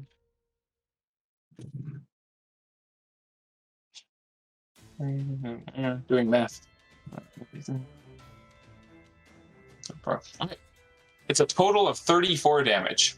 Okay, instead of dying, I will fall to 1. Okay, that sounds good. Very cool. Not really. Don't forget you do have fighter things that you can do to get some health back. Oh yeah, that's Do you right. remember that thing? Okay. Yes. It's not a ton, but it'll do something. Let's see. So that's that. Next up is Lily. And even though she's in the middle of her rage, I think the combination of Nephmir yelling and watching that thing hurl its own arm at the Lich has, gotten her attention. So she turns her back to it, and instead she starts throwing herself at this skull creature. And I think, you know what? She attacks recklessly. Oh, that'll do though. All right. Oops, I rolled. I'm done. Hold on, that didn't. Bro, you're losing your But I rolled dice. for her. I used my dice. Don't worry, I'll do it here, and it'll hit. But it'll give you another chance for a big hit instead. Okay, that's a hit. And the second one. There it is. Oh. All right. Big hit and big hit. Oof-a-doof. She screams and launches herself at this floating, shadowy skull, doing 17, 18, 19, 20, 21. That's a 28 damaga to the big man. That's a lot of damage. You guys are doing a lot of damage. Well, somebody is. Somebody else is just dying. Hey, you're soaking up damage. That's important. You could say that. Nephmir, what do you do? As long as you're a tank, not a tanky. Hey. Wait. I think I'm still in the middle of concentrating. Yep. So that's my turn. Oh no! You can cast cantrips while you can cast anything while you're concentrating. Oh, okay. You just can't cast another concentration spell. That's fair. Also, I'll leave it up to you. I think my concentration on the golem expires either like at Scully's turn or at Martin's turn. I'll let you calculate that out. Let's see. It says for 1 minute. Yeah, 1 minute. So it's like if each turn is 6 seconds, right? Yeah. Round is 6 seconds. Yeah, each round is 6 seconds. Each round is 6 seconds. Yes. Okay, never mind. Yeah, so it's been 6 seconds since you cast that spell. All right, never mind. I thought it was just like turn. Nope, Okay. You're all good. you're all set. Okay, sure.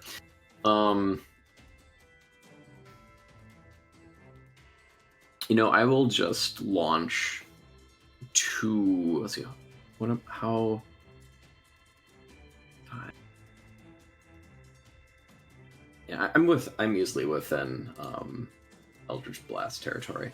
I'm gonna throw my 2 repelling blasts at Scully Boy. Okay.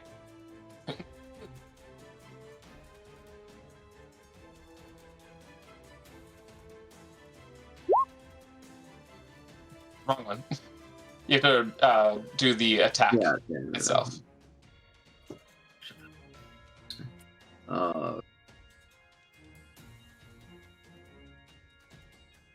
Actually, I have a question. Can I mush Eldritch Spear and Repelling Blast together, or is it just one? Yeah, or they're the other? same. They are all on the same every They're time. all one. Okay. Yep. I will just go ahead and do that. Oofa. Yeah, that'll hit. And is that one bolt or both? That's one, so you do one more. Okay. I'll just do the damage for that guy. Yep.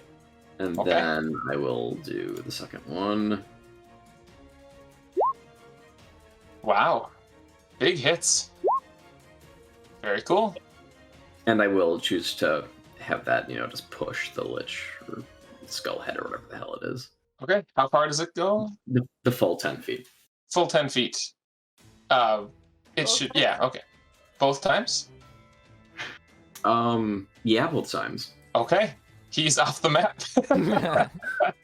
As he's leaving my range, can I hit him? Yeah. Okay. Even though I'm not, like, attacking him. The rules say that you can. Okay. I did it. And you did it, yeah. Jeez, okay. The boy is beaten and battered, being thrown out of the fucking window. Not the window, but you get the idea. It's just a really big window. I think with that, these two blasts repelling this skull out of that big hole. From outside, you still hear that, the alarm, and you hear the bells tolling. And now, much more closely, you hear one man go, "Holy fuck!" And that's it. Wow. Next is the cat. The cat is no longer blind and seems to be contemplating. And let's see. You hear he starts dashing toward this golem in front of Thott, and says, "I'll help you! I'll help you!" And you're stumbling back. You are barely conscious. He actually jumps up onto your shoulder and leaps off of it, and jumps onto the golem, onto its shoulder, and he stares into the crack in this thing's neck. He manages to get the crystal hanging from his neck into his mouth and shrugs the necklace off, and he turns toward the party, and you hear in your head, "I love you guys!" And then jams the crystal deep into the golem's neck crack. And this blazing light erupts from the cat and is sucked into the crystal almost instantly. The cat's body falls lifelessly from the golem, landing lightly on the ground. And meanwhile, this light begins expanding from the crystal once again into the golem, slowly at first, but it's gaining ground faster and faster.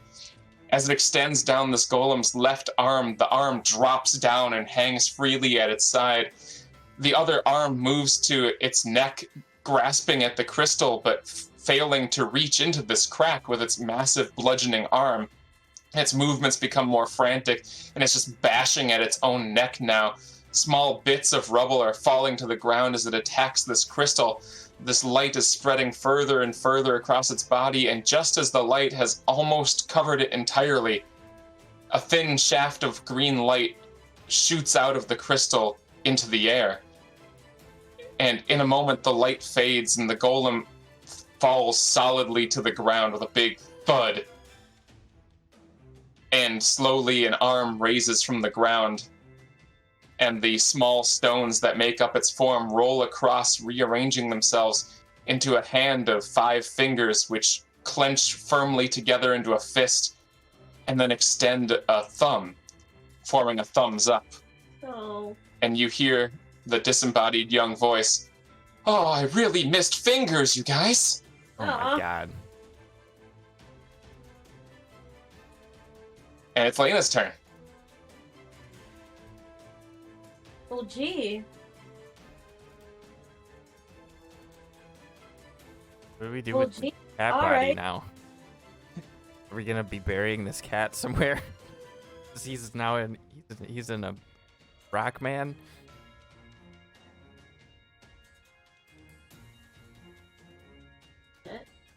Lena, you see that in the past 6 seconds or so, one golem has torn its own arm off and bludgeoned the skull with it. The other one was attacked by a cat and then turned into the cat.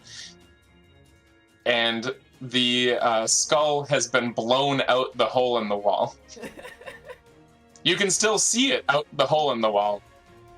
And it looks unhappy. And you know what's interesting, too, is everything that's hit it so far seems to phase right through it. Like, this cold energy warps around it through, and you feel this every time it's been hit, it's sort of some of that cold energy comes blasting off of it in waves, and it dissipates in the air. But now, the hits recently seem to actually have more of an effect. The skull itself is physically reacting to the blows. The last two that shoved it out the hole in the wall have actually sent the skull itself reeling. Let's see. Okay. I'm going to kind of stand between the skull and Nephmir, kind of like trying to block his line of sight a little bit. And I'm going to... What's the range on this? Oh, yeah. I'm going to chill touch this thing. The Lich. It's interesting. Okay. Does that hit? It does. That's it. Okay. And I'm going to put the chat in case it is relevant. So, unfortunately, this energy that you've conjured to reach up and grip this skull, it is necrotic damage, and he just absorbs it into himself. Shit. His form seems to solidify slightly. Damn it. But does he have disadvantage? I do not believe that he does. Damn it. He also doesn't have anything that he rolls an attack for. That's fair. All right. So there is that. I tried. Next up is Thott.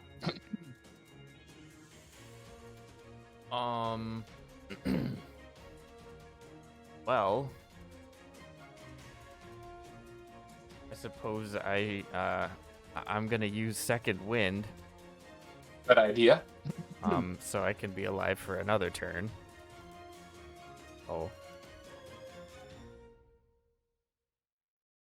Oh my, that's not much. Unfortunate. But it is plus Is my it fighter plus- level. Yeah, okay. I will take 8. Oh, That's something. that's a little bit, yeah. A little bit. You got some breathing room. Yeah. And then I'm gonna throw a javelin at the skull. Yes. Okay. I don't have anything else. Boop. Okay. All right. Roll the damage. Oh, that was I didn't see that. Yeah. I think you might have been able to tell. I guess you wouldn't have. Normally, something like this with such a nebulous form, it would not be able to be harmed by anything physical and non-magical like a javelin. But with that roll, that critical success of that throw, I think once again that radiant warmth that was inside of you that helped you earlier, I think the last remnants of it actually adhere to that javelin, and your aim is true, and it spikes straight through and out the back of that skull, and it leaves a hole in this non-physical form. Somehow there is a hole through the skull, and it shrieks, and that javelin collides with the house outside. I was gonna say, I hope that doesn't kill anybody. Oh. That guy who helped you get the cat, he's outside, and you hear, ah! And he's dead. No, please. All right, it's up. Both of those golems that it has conjured are no longer under its control, and it is hurting. It is barely keeping this form together, and in this last-ditch effort, it screams forward at all of you, and you feel these tendrils wrapping around you once again, and you make a Constitution saving throw. That's for Thott and for Lily and for the golems, actually, which is interesting. Wow. Wow. Holy shit, you guys and your Constitution saves today. Well, to be fair, Lily has. Yeah, but so do you. My bonus is half what hers is. It says 6. Why? Wait, what?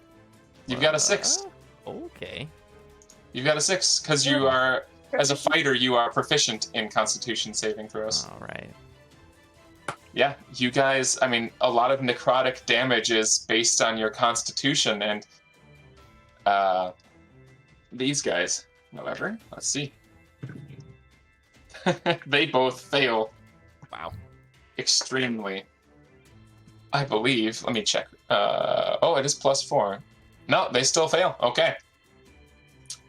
I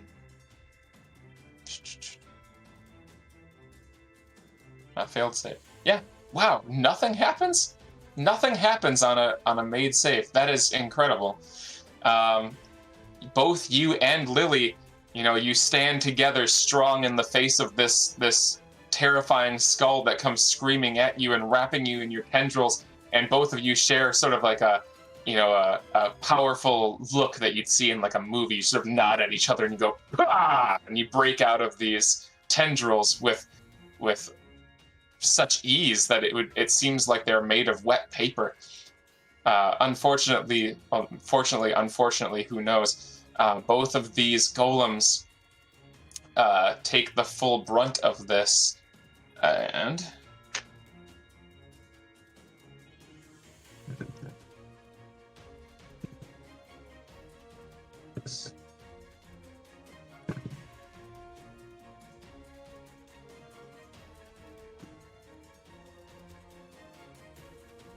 both of them take 24 damage Oh my god. apiece.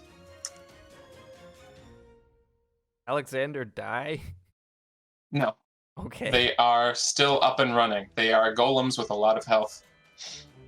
And you watch as these tendrils that do manage to snake into the crystals, into the golems' forms, they sort of become a little bit more visible, less phasing in and out, and that property extends up into the skull, and the skull once again regains some of its form. It looks less hazy. What was it? Yeah. Oh, no, actually, yeah. All right. Next is Lily, and she's going to haul off and hit the man Do many I get times. a first with my golems or no? Oh, yeah, you do. Your golem. Yeah. Oh, yeah, your golem can do a thing. Yeah, so I didn't actually have my golem move last time, which is fine, honestly. At the risk of, I don't know, riding too high on my good fortune from last time, I will just have the golem that I'm under control of just, do the same kind of thing with its remaining fist. Just hurl it without any regard for its stability or itself Okay, toward that skull again. let's see how it does. Yeah. Okay. So this is the opposite of last time, actually. Oh. Okay. It failed one and made the other, which means that with this powerful swing that it does at the skull, it twists its body and throws all of its weight into this one arm, and it does not disconnect whatsoever, but instead swings its body around, and he actually hurls himself into the hole. And he... What's that? I'm saying that's what I was actually going for the first time, Oh, really? but I see. it's fine. All right. Yeah, he hurls himself down onto the first floor and collides with the the couch. That's funny. Right. Yes, so it's Lily's turn. Lily's gonna hit. One of those hits. Okay. It's good damage. It is still reeling. It's still hurting. Nephmir's turn. Actually, hold on. I'll make him do something first. Yeah, he's going to do this again. He's going to... This time I think he'll aim at Thott, because Thott looks smaller and weaker. Make a Constitution saving throw. But Sorry. is that a spell? Technically, I guess. Counter spell. Okay. This is going to be a big one, so you're going to actually have to roll. Let's see. There is no actual thing here, but I'll say it's a 4th level spell. So you roll your thing for a 14. My charisma? Yes. Okay. Oh my god. Yeah, you feel the this energy coming off of him as he starts speaking those same vile, disgusting sounds at you, Thott, and you see these small tendrils snaking across toward you, and then suddenly there's this. Well, what happens then, Kim?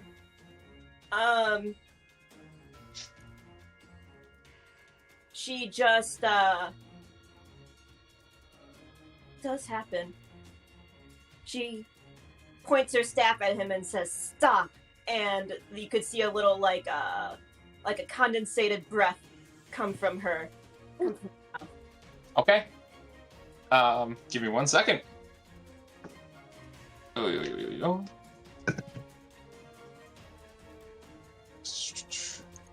That's not what I wanted. 1 second.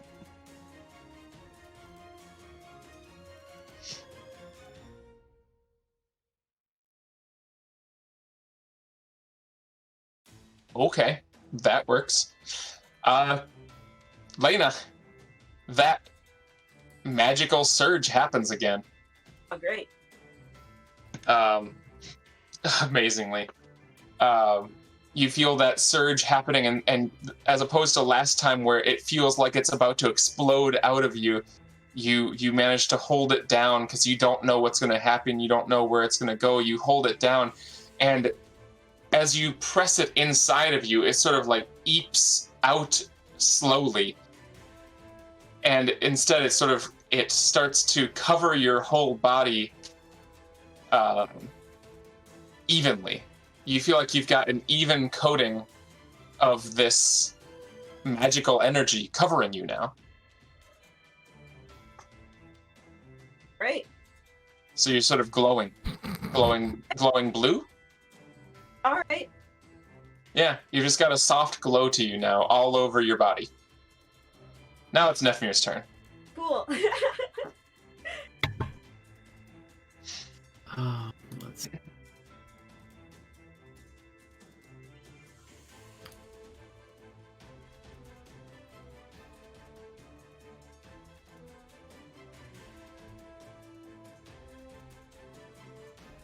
Yeah, I think I'll just do.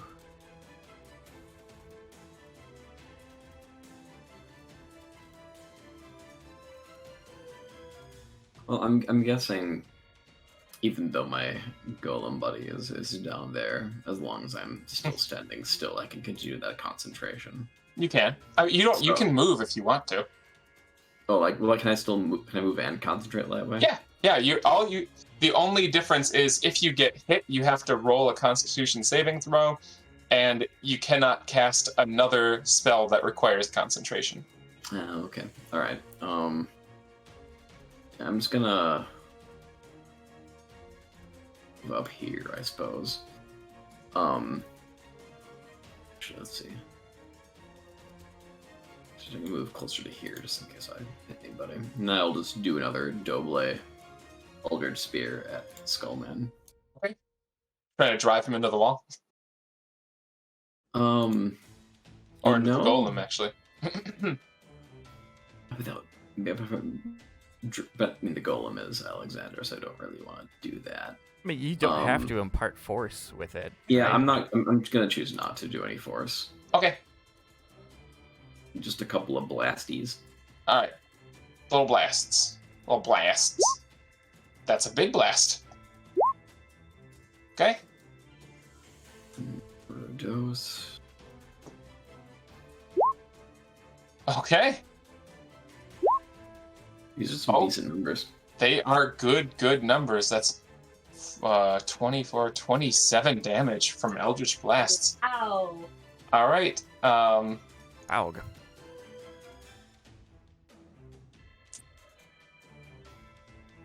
Wanting to just, do a little bit not as good as Lily's last attack. I don't want to upstage anything. Fine. Well, you're going to anyway, because what happens when they hit?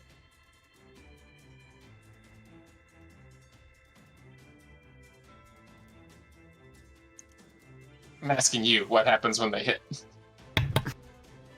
How do they affect this skull?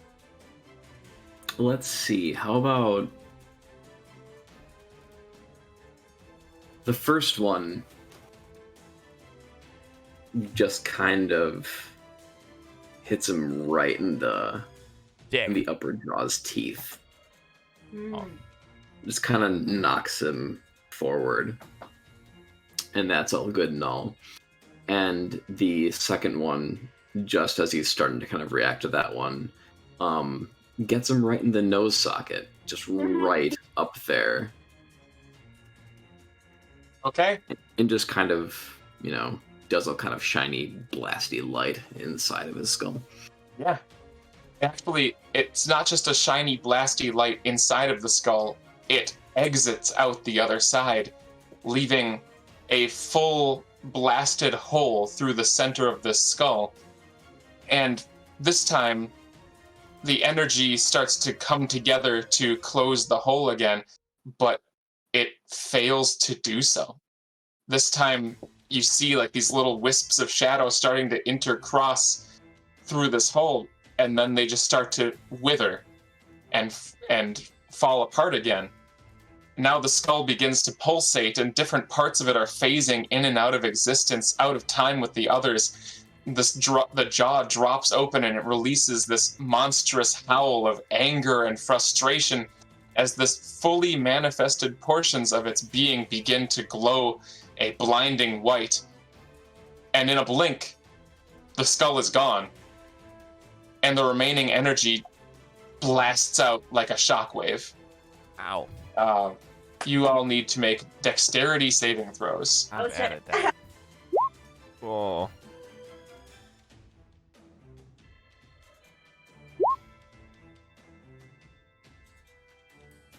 Whatever.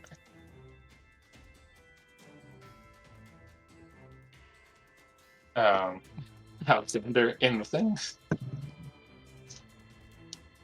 Yeah, okay, that makes sense. Okay. Where are you? Lena and Thott, you are blasted to your asses and land on the ground. You're okay, but you have hit the ground hard. Ow.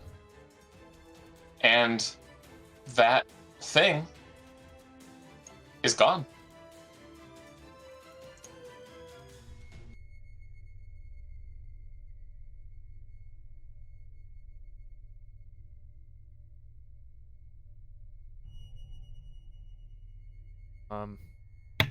I guess I'll get up. Okay. Nephmir, in contrast, just lets out a big sigh and just kind of collapses on his back. And from somewhere else in the tower from downstairs, you hear a big thud as the golem that was under the skull's control and then under Nephmir's control is suddenly under no control and falls to pieces.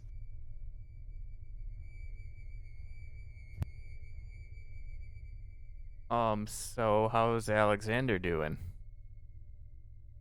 The golem just sort of slumps a little bit, and he's quiet. I'll stand up.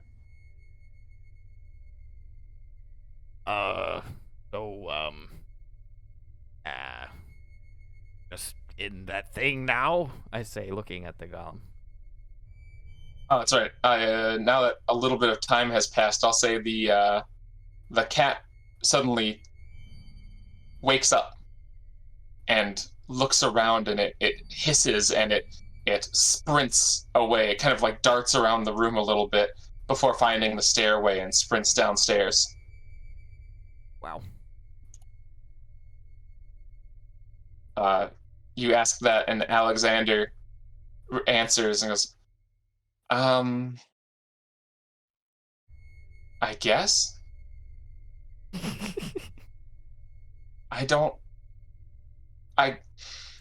I made a leap of faith. A scientific leap of faith. I know that I'm in this crystal. And now I'm in this stone as well. That is, wow. He sort of like flexes those fingers that he created, and he's like, oh man. Oh, that is really good though. Well, You don't get it. You have fucking thumbs. He swore. That's not right. He doesn't swear. No, he's passionate. He's passionate. Okay, he's passionate about thumbs. He's passionate about thumbs. He also swore earlier about magic. All right, he's a little swear boy. It's fine. Oh my god. Yeah, of course. I've never thought about being a cat, so yes. Anyways.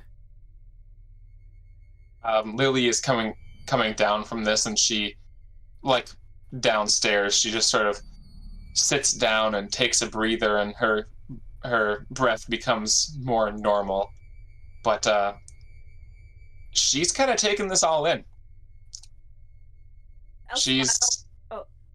What were you gonna say? I'll just kind of like smile at Alexander, and then I'll like go over to Lily and just hand her a big pouch of all of my money.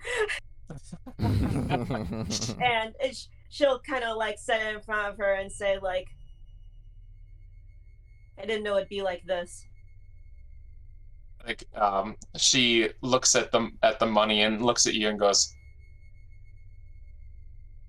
yeah. I wouldn't have asked long if I had known it'd be like this. I suppose we should explain. I believe that was, well, when we explained to her the thing with the bones, did we tell her about the guy? No. No. Didn't? Okay. We at least Elena, at least specifically held back.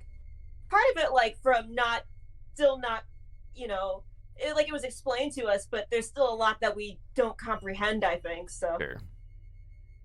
So, in that case, when we, fought that giant skeleton thing, well, he made it. We caught up with him later, but he performed some kind of ritual, and, well, he came back. Apparently. From what? Well, he wasn't a skull. Alexander says, yeah, from what? He wasn't a skull before. As far as we could tell, he was a person. And now he's a skull? Apparently. I didn't know he was going to be here. I thought this was, unrelated. To be honest. Well, I'm very sorry that you... Well... I would have insisted you not come along if I'd known he would be here. She just kind of, like, rolls her head back and like thumps it against the stairwell and goes, well, let no one say that you're not interesting people.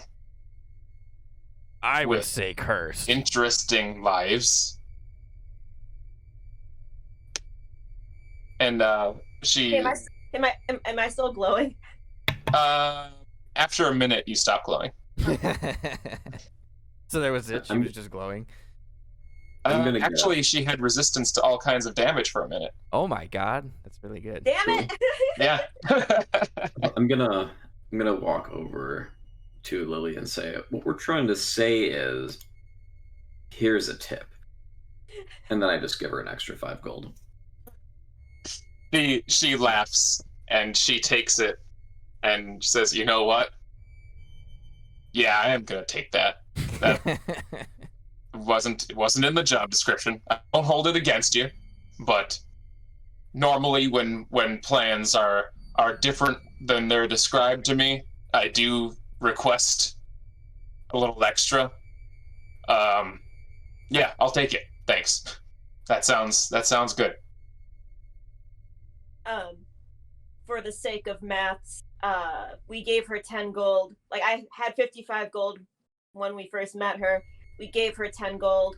I've given her a sack of 45 gold, so she has a little extra from me too. Wow. So, all right. So, okay. Sounds good. Oh, she's actually got a good amount of money now. Thank you. Let's see. Alexander speaks up and says, so then, you knew that thing, and you know it was a man once. What is it doing in my house? Well, I have no idea. Like I said, really was not expecting to see him here. Right, you said it was, or not you, he said it was incomplete. What did he mean? Oh. Remind me of what he said? I forgot that part. He said Gonna do that... an Arcana check. Okay, please do. He said that you were the ones responsible for his incomplete transition. Oh, okay. Right. Well, I suppose when he performed the ritual, somehow we hampered it, which is good news, although I didn't know. So, I mean, you make that guess, and Nephmir, between what you saw when it happened and what he said and what you saw here, you're starting to put together a pretty clear picture of the chain of events.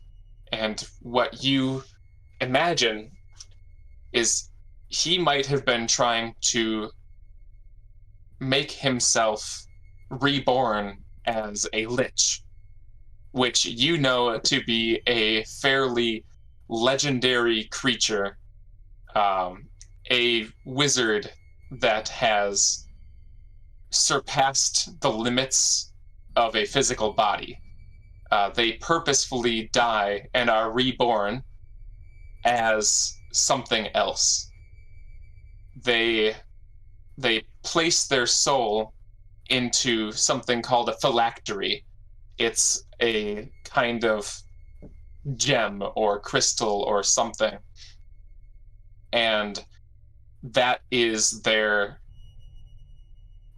physical form.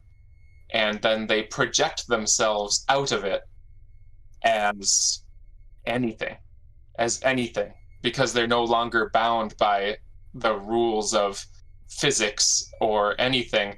They can create a form that is essentially just raw magical power that is completely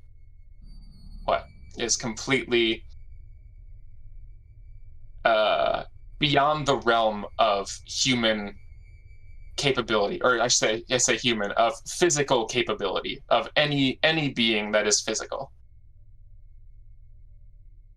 Okay. And perhaps Nephmir just shares it with the group.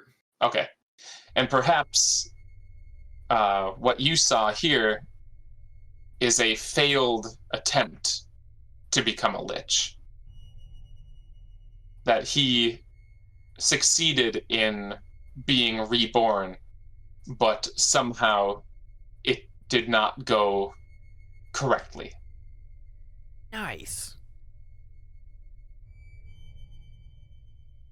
Right, and he shares that with the group, and Alexander speaks up and says, then maybe I know why he's here. Oh? Why is that? I think I know. I think I remember everything.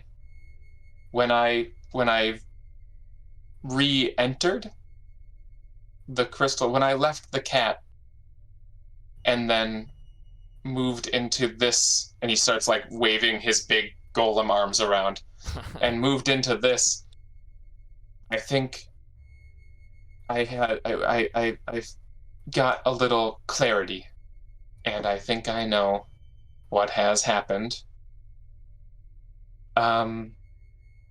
Okay. I died. I mean, Alexander died, I guess. I mean, Oladan, or we, he, okay, he specialized in planar studies. Do you know what planes are? Do I know what planes are? We I want to. think he went to a different one. I think think pretty sure Nephmir knows what planes are. Yeah, it's a pretty common idea. It's sort of the foundation of a lot of belief systems in the world you're in. There are different planes. There's the material plane and many other planes, uncountable numbers of planes. And the reason it forms up a lot of religious beliefs, belief systems in general, is that when you die, you pass to the one thing that the majority of people have in common, these different belief systems have in common, is you pass to what's called the fugue plane. And when I'm speaking as me, by the way, not as Alexander. I realized that I was kind of lapsing into Alexander a little there. The common knowledge is that you is that you pass into what's called the fugue plane, where you either stay for eternity in nothingness, or a messenger for a god will come to claim you and take you to a different plane, like the plane of that god. Okay, I know about planes. Yeah, you know about planes. I think, like I said, I think you all know about planes, and you know at least that much, like specifically that. Right. So he says, and you all know about planes, and he says, he was trying to create a way to travel between planes, and he was very close. Alexander and Oladan, they did a trial run to transport a chair from the lab to another plane. And it worked, and the chair vanished with a crack as it disappeared from our plane, and they were so happy. And Oladan performed the ritual to bring it back to our plane, and it all just fell apart so fast. The chair came back, but not just the chair. There was a bridge. A whole bridge. The chair was somehow just embedded in this bridge, and the bridge was embedded in the wall of the laboratory in the same way, and they just vibrated so loudly, and Oladan didn't know what to do, and Alexander didn't know what to do, and they were overlapping in a way that shouldn't be possible, and then I think the plane corrected itself. And the chair and the bridge and the wall, it just all turned in on itself and blinked out of existence. And Alexander was taken with it. So, then how are you here? I'm not Alexander.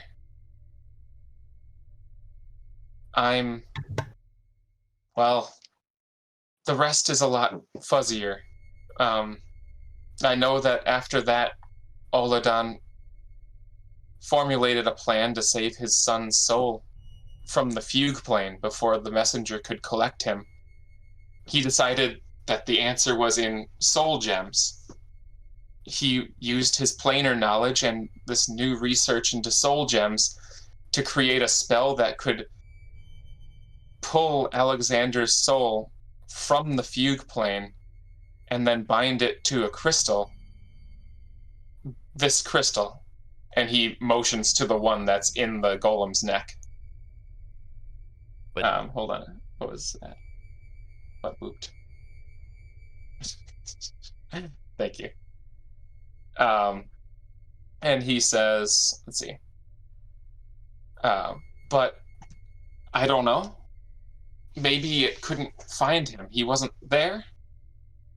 In any case, the spell moved to extract Alexander and bind him, but without Alexander's soul, I think it took the next best thing. I think it peeled Oladan's mind like an onion, layer by layer, and forcefully extracted his memories of his son. The mind isn't that simple, though. Everything's bound together. It must have just torn his mind to pieces, just huge swaths of his mind, his consciousness, and then bound them to the crystal, and I think that's me. I became me. Some kind of amalgamation of experiences and knowledge, and he suffered for it. You saw him. We all saw him. That I don't know. He must have been warped by the spell. Maybe it was some effect of being so vulnerable, his mind being torn open directly in front of a portal to the fugue plane. How I wound up on a necklace on a cat, I have no idea.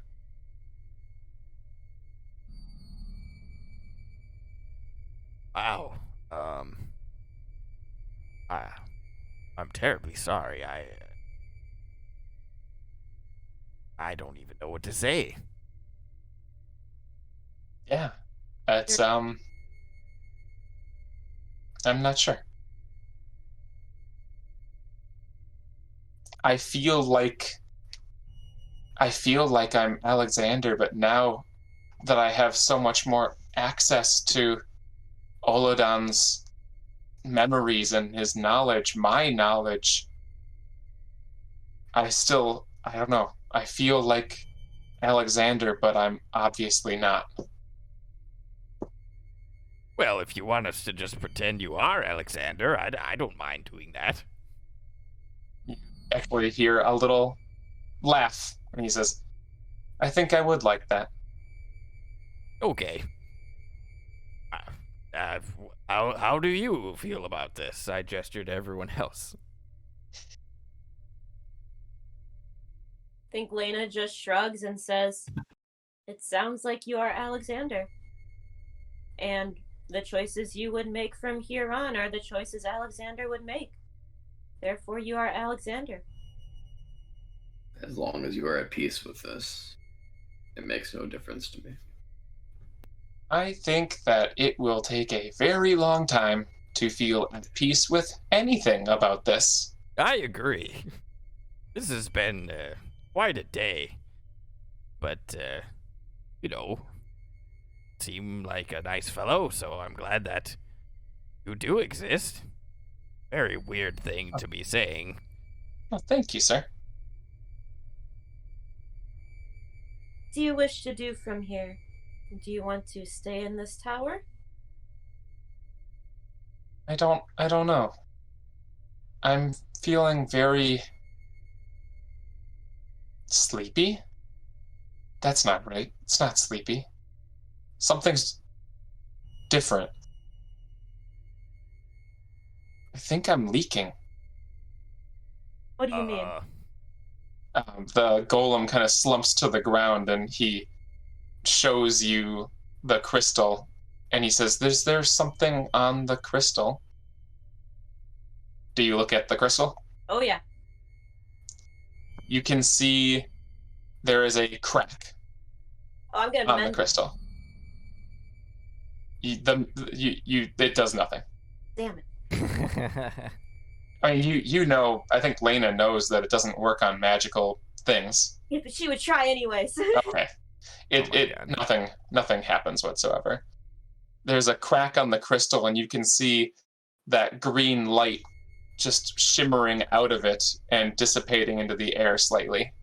Just slowly. Can I hold my hand over it? You can. But nothing happens. I'm gonna get on my knees, put my hand on the crystal, and pray to the silver flame to fix it. Okay.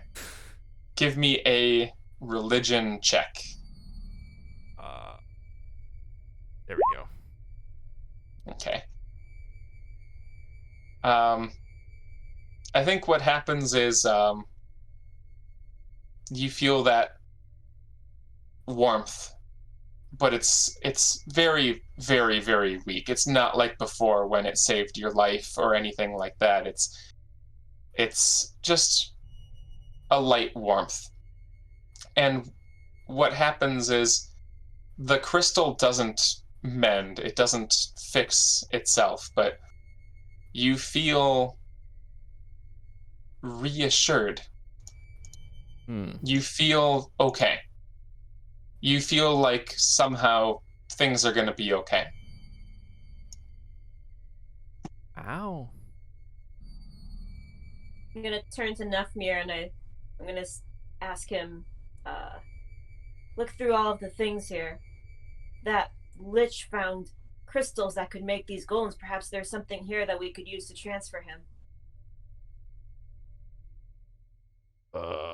Perhaps, if you know how to do that. Nephmir is just really shrugging, like, as hard as he possibly can. He's shrugged so hard that his shoulders have become dislodged from his body. Not that hard. Yeah, I know. I think Lily's gonna get to her feet and say, like, yeah, I think it's looting time. And Alexander says, wait, stop that. No. No. I mean, look. It's borrowing time? Nephmir just kind of looks at Alexander. Oh, that's so funny, because that makes me think of it's clobbering time, and he's a rock man now. He is a rock man. He says, I mean, you can look. Maybe there's something around that would be helpful. And so Lily just starts wandering around and looking through things. If you'd let anyone who wants to look around for something, you can do an investigation check. Okay. And tell me what you're looking for. I am looking for crystals. I will look for crystals or anything similarly So bad. of magical object capacity. Oh my god. I'm looking for, like, papers and shit. Oh, wow. You're all kind of shaken. You're not really at full capacity here. You know, nothing seems to be particularly hidden, though. If you're looking for crystals, you can find a number on the table on the far side, and They are largely broken and worn and have sort of like carbon scarring on them, and they don't look good. They look like, failures. As you keep looking, though, through some bookshelves, Lily starts looking through the bookshelves, and she finds a safe. A safe? And, yeah, a safe. And she tries to open it, and it's locked.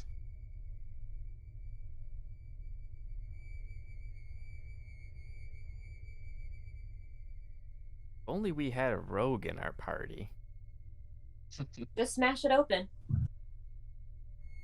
She yanks real hard on it.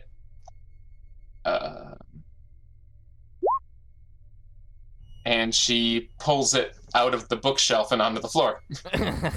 Oops.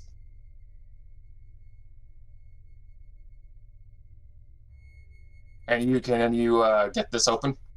And she's over here now. Okay, I'll try. I mean, like, can you open it? Like a person does. Like a person that opens a safe that they have when they have a safe that opens. I don't have a key. So how am I going to do that? I look around for a key. It's actually a dial. Oh god, it's a combination lock. Yep, it is a combination lock.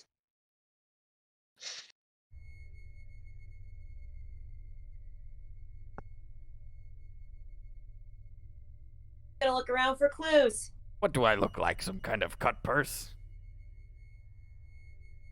I mean, just put in the... Hey! Alexander, what's the combination? And he goes, why would you ask me? 23, 32, 51. I knew it. Ooh. I was gonna say, if Alexander is who we think he is, he just knows it. Yeah. It's in there. Okay. That was weird. Didn't like it. Okay. Yo. Well, And if you try it, it opens. we'll try not to do that if we don't have to. Sorry. I mean, we could have just, asked him for the combination and then asked him if we could use it. Let's see. Oh, why is this not working?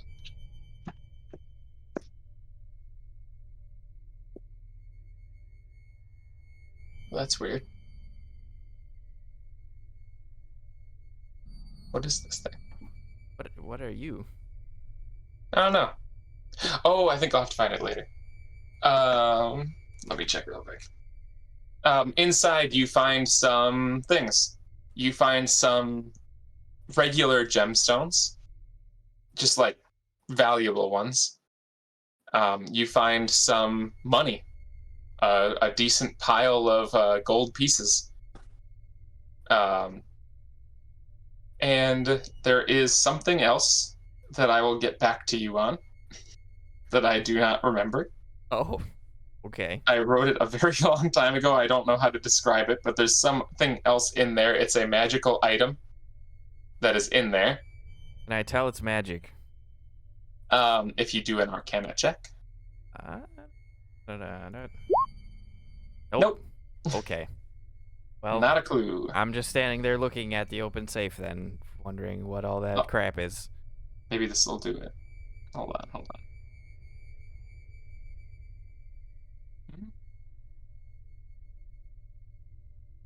Where the hell is it?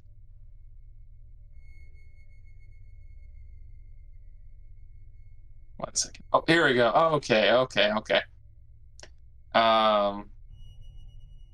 It's a flower. What? A flower? It's a flower. It is a beautiful flower.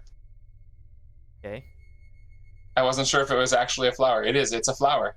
It is a beautiful flower in full bloom, somehow cut off at the stem, laying in the safe. And one other thing is in there. It's a scale. Huh. Not touching any of that. He knows there Does it can't be like- a flower in a safe. It would have died, wilted, and shriveled. He knows that's magic. He's not touching it. Okay. I'll just pick up the things and bring them over to Alexander and ask if this is familiar to him. Yeah, that's money. No, I didn't pick up the money. I picked up the flower and the scale and brought it over to him. Okay. He points at the scale, and actually, you would likely recognize it as well. All of you would. This is the scale that Olodan was holding in the statue.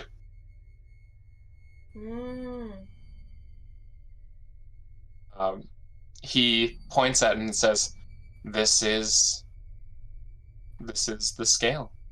This is my scale. This is his scale. This is a very powerful magical relic. And I think that you should keep it.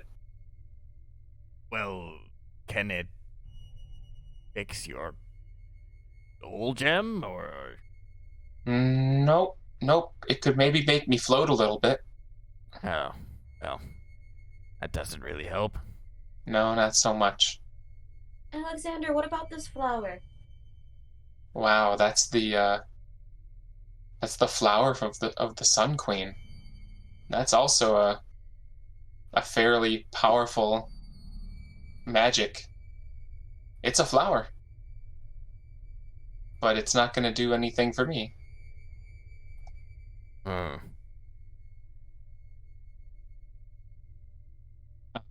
Well, we have to do something. We can't let you just bleed out. Well, I think I'll be okay. The magical energy is one thing, but my soul is bound to this crystal. It's not gonna go anywhere. Oh. But without the magical energy, what will happen? The golem slumps down a little bit further and he says, it might just kind of be like sleeping.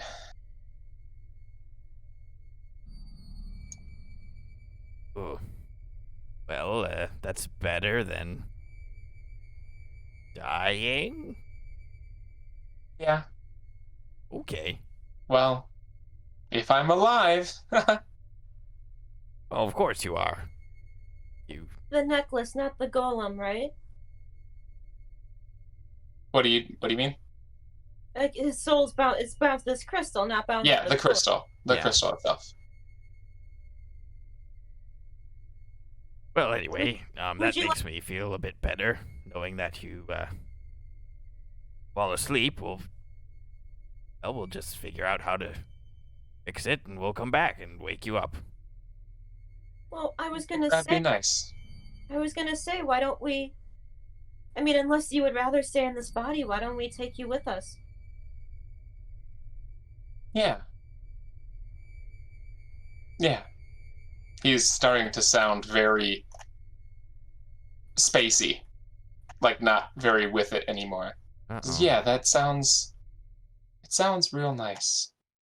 Okay, I'm gonna take your crystal now. You wanna do anything with your thumbs? Before I take you out of your body? He raises an arm off the ground and the thumb starts to move around a little bit, but then the arm just kind of thuds to the ground again. And the last thing you hear from him is, "Don't let them in my home." Okay. And then the light from the crystal fades, and it kind of falls out of the crack, and the golem falls to pieces.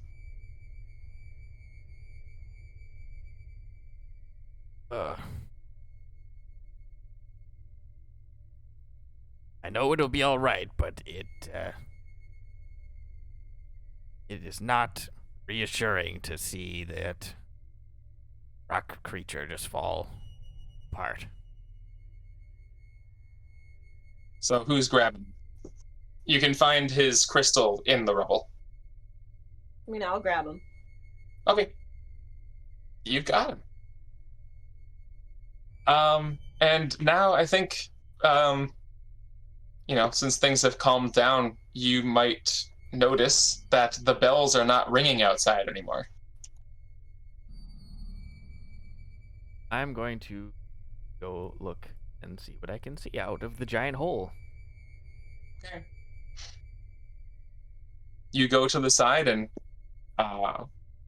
you see that the bells are no longer tolling. People are not running through the streets anymore. Actually, the streets are pretty empty at the moment. All but down at the... Okay. Down in the...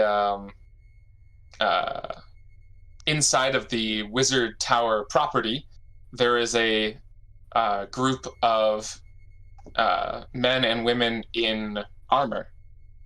And actually on the roof of the house next to the tower, there is another group of men and women in armor that you would recognize to be city guards. And the ones on the roof have crossbows drawn, and they are all aimed at you. Oh there. Put down your weapon now. Put What? it down. Put it down. Okay. I put it on the ground. All right. Bring out Aladon. Where is he? Aladon, we're going to have to insist you come out this time and answer for all this hubbub. The noises and what have you are one thing, but today the rock monsters and the dragons and the skull thing. Let's go, bud. Outside. Let's go. Wait. You and your guests. Let's go. Hold on. What do you mean dragons? The dragon. The dragon. The one that was here. Yeah, the dragon. Let's go. Oh, okay. We'll be out shortly. Did everyone else inside hear that, or? Oh, yeah. Okay. Well, we should probably go down there, huh? I do to convince them not to let them in. Lily's just kind of head in hands, like, really didn't want to get arrested again. I have an idea. But we need to think of a reason for them to not come into the tower. Well, they can't get in, right? It was a puzzle door. She Yes. motions to the hole in the wall. Well, remember when we tried to climb it before and, like, touching it made us, like, I don't think they can get in. Okay. She casts minor illusion. Okay. And in her hand appears Oladon's head as Oh, we God. draw the statue, so she knows what he looks like, but it's just colored to look more like a person. Okay. And she says, "We wouldn't be lying if we said he was dead." Well, right. I was going to say that. Although, I guess this is a little bit more convincing, albeit gruesome. So the issue with minor illusion is that it's stationary, so you cannot carry it. You would have to conjure it in front of them to show them. That's why it's minor illusion. For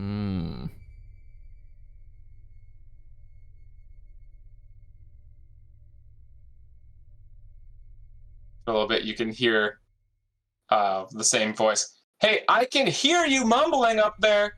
The longer you take to answer and come down, the harder it's gonna be for you. Let's just go down there. They can't get in, so just walk out, and then the door will be closed, and it'll be that, right?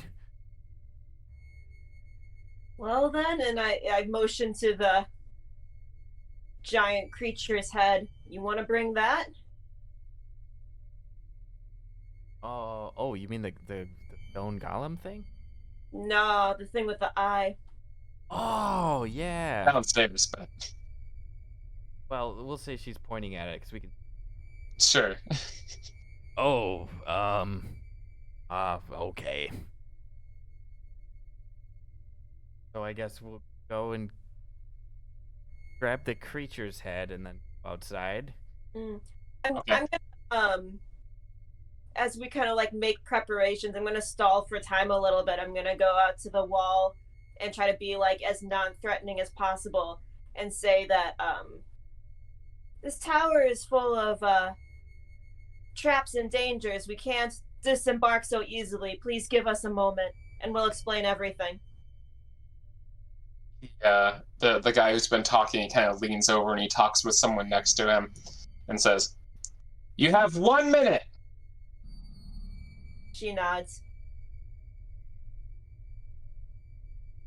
Okay. Are you going downstairs and out? Yes? Yeah. Okay, on the way I'm getting the javelin from the floor underneath us. Okay. And when you're looking outside, you see that the other javelin that you threw so good is lodged in the wall of the house that they're standing on. Yeah. I might not get that one back. Yeah, probably not so much. You threw it out a big hole. Well, once we're down there, I might be able to get it. Maybe. It's lodged into the second story of the house. So? All right. Whatever. Okay. Okay, we're going out, yeah? All right, you go out the door? We got that creature, the one-eyed creature. Yeah, Yep. I'm holding its head. All right. It is surprisingly dry and not juicy. Oh, thank God. Mm-hmm. It explodes all over you. Oh, no. We need that. We need Dry that for juice or evidence. wet It juice? doesn't. It's fine. Okay. What's that, Ben? Is it dry juice or wet juice? Dry juice. Dry juice? What does Dry that even juicy. mean? Yeah. Okay, That's the weird part. we did it. You We go left. We're outside. outside. All right, you go downstairs and the door opens normally to the outside, and the guards have rounded to the front, and they immediately take hold of you and start taking your weapons. Come on now. I'm not going to hurt anyone. They don't answer, and they're taking it. Are you going to resist this? No. I think Lily's going to resist this. She says, hey, hands off! And pulls away from them, and a bunch of the guards draw their weapons. Oh, hold on now. We'll get them back after we explain things. I'm not going back to jail. That was probably not a good time to say something like that. Is there a guy particularly among all of them who's in charge? He is the guy who was talking was up on the other building, and they are currently coming out of the house on the other side and making their way over. Does the door behind us close? No. Fuck. Make it close. Somebody close it. How do we shut it? You can close the door. Okay. Would you like to close the door? Yes, we'd like to close the door. The door is closed. Okay, now is it magicked shut again? Don't know. Okay, I'll try to open it again. It doesn't open. Oh, thank God. Okay.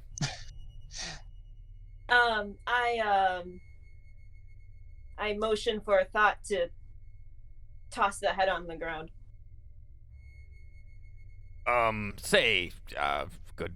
Good fellows, we slew this creature that was inside the tower. I think you'll find it's going to be a lot quieter around here now. Do you toss it on the ground? Yes. All right.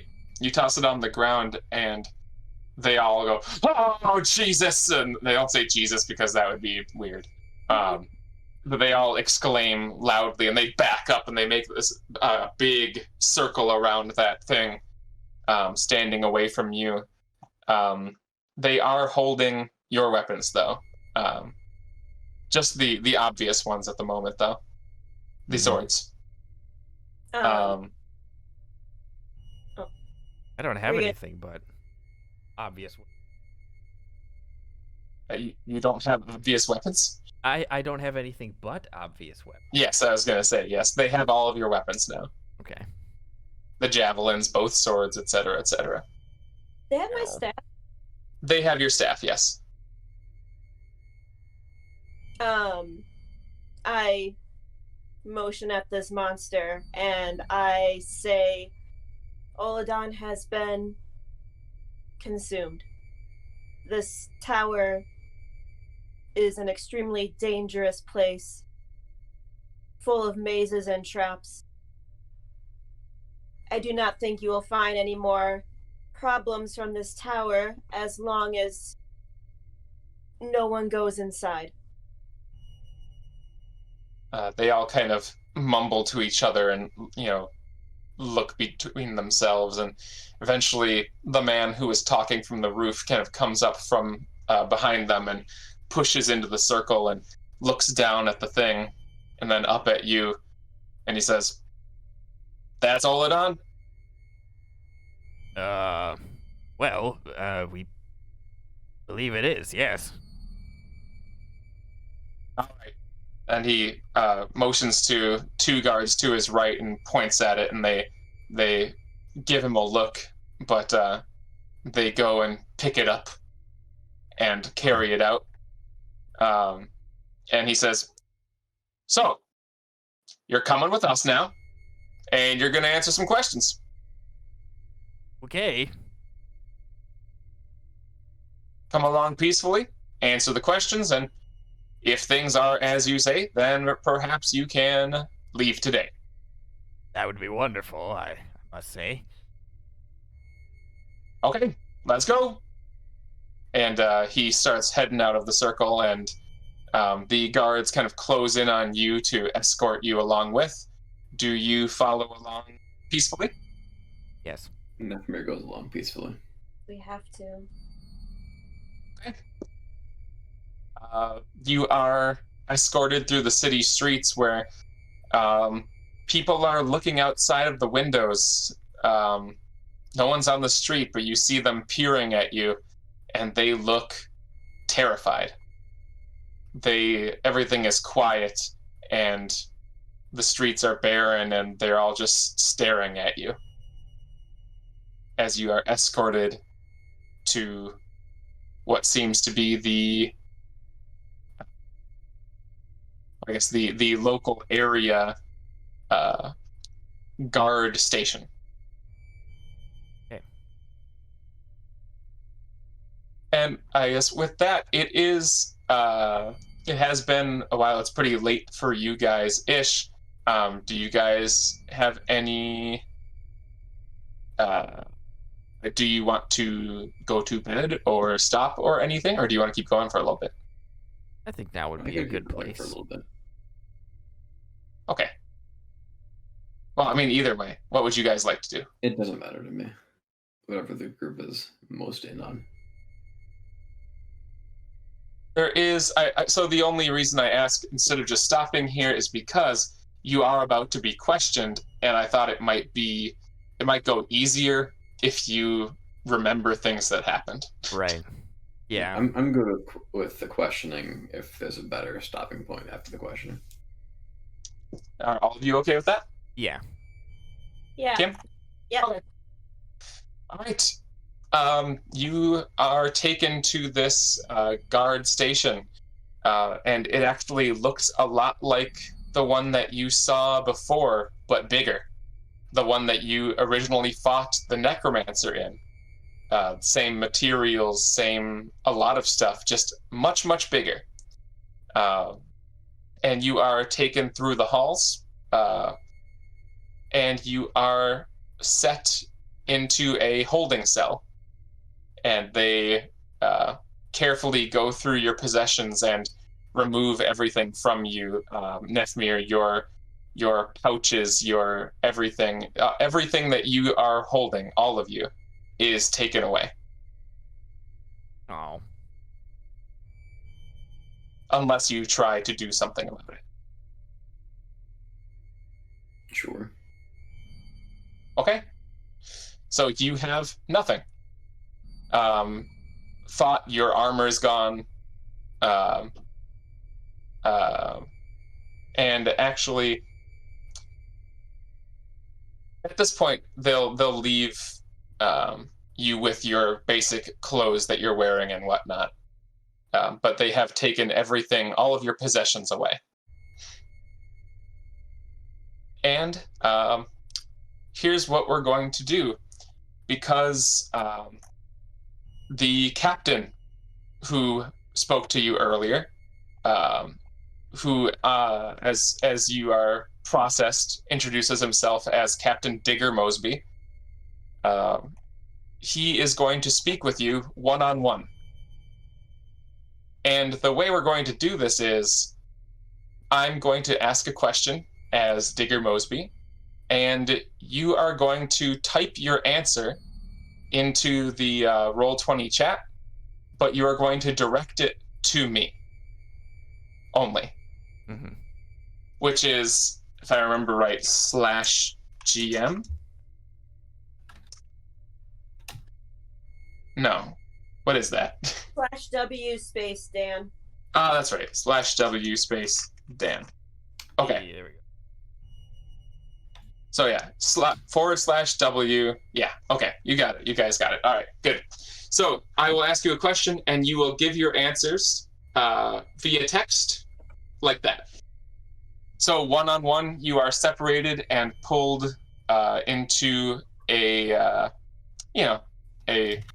chamber that is very barren, just a table and some chairs. And he asks you some questions. The first one being, so, who are you? And where are you from? Lena and Nephmir, he will press for more details.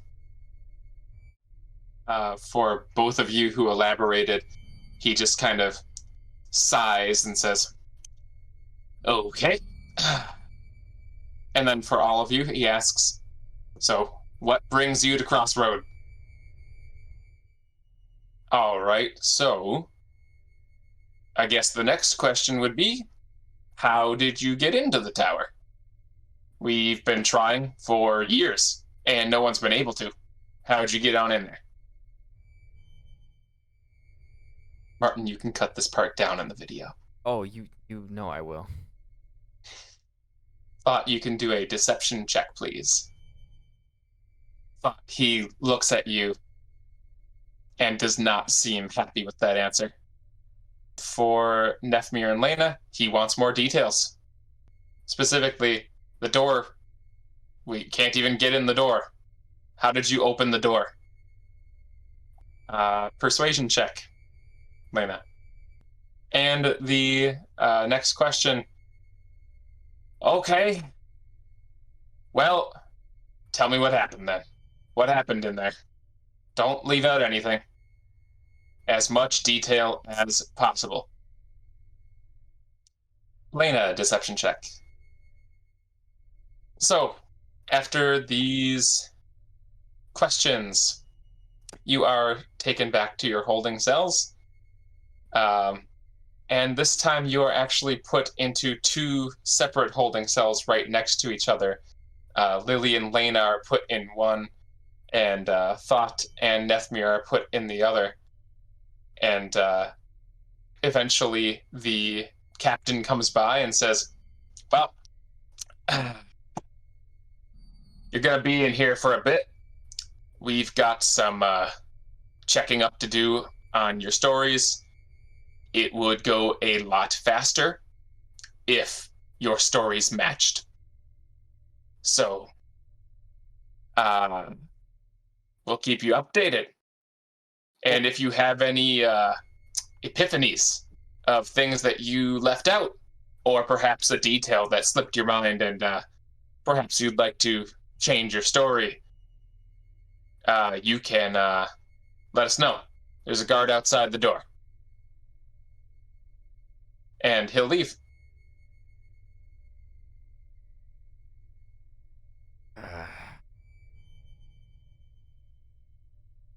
Oh, I guess we're in jail now.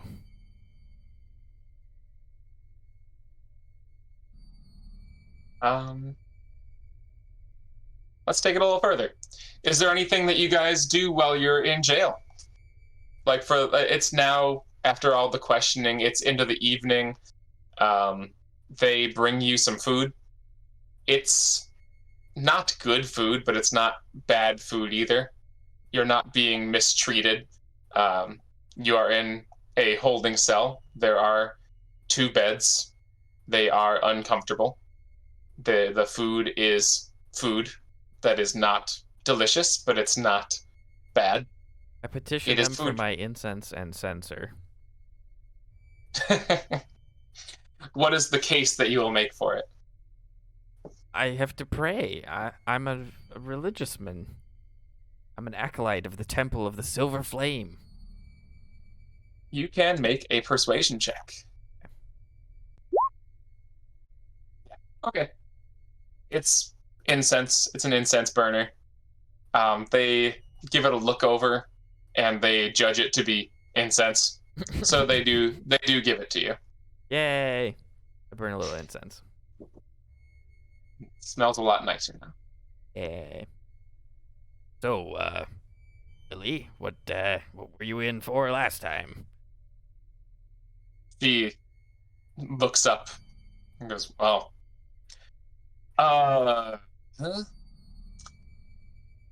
well, I used to be a bit of a, ne'er-do-well. Gave in a bit more to the old, and she taps the back of her head. The old call than I would like to remember. Did a bit of, thieving. Bit of,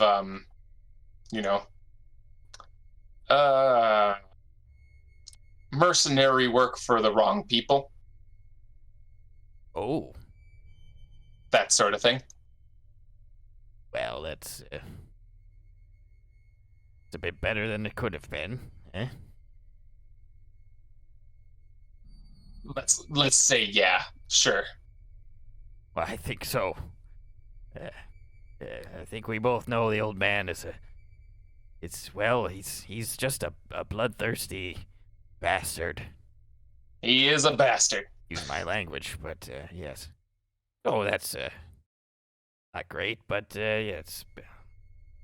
I think you did quite well, I'd say. Let's say I did, and stop talking about it. All right, so who said what? He said our stories didn't match up. What crazy thing did you try to tell him? Lily chimes in and says, I told him that some assholes picked me up from a forest, threw me into the sky, and then hired me to go look at a tower, and a skeleton tried to kill me. Seems pretty. I mean, that is the truth, I suppose. What did you say, Lena? I didn't go into much detail, but I said that you said inside the tower you want to know about? I said we went through a series of confusing puzzles and trials. I mentioned some of the details extremely vaguely. Then I said that we were attacked by the one-eyed creature and then by that skull. Uh-huh. Well, I said that Cleric Yenben sent us. You used his name? Well, yes. Nephmir just kind of shakes his head. Why wouldn't I use his name?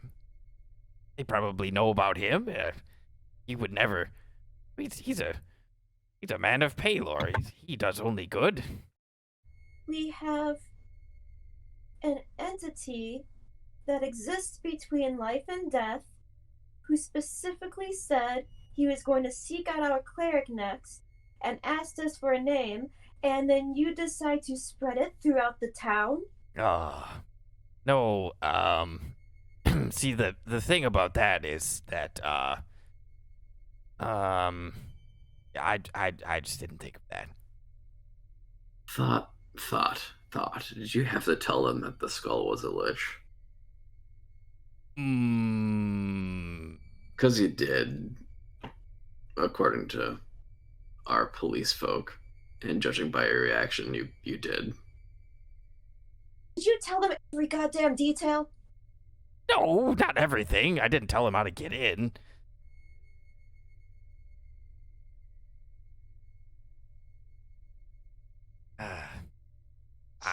I'm not very good at this, apparently. Well, I stressed that as a 19-year-old girl, I did not have much control over the situation, nor am I strong or powerful enough to contribute in any meaningful way, as you can see. And she shows her extremely skinny arms.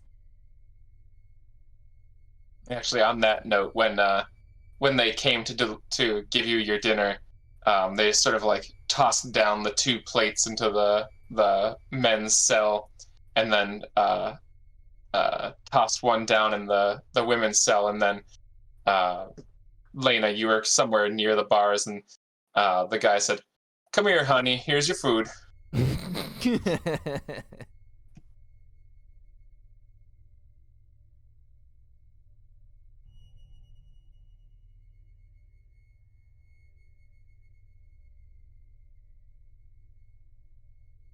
To have anything you want to tell them that I am unable to, please feel free so we can leave.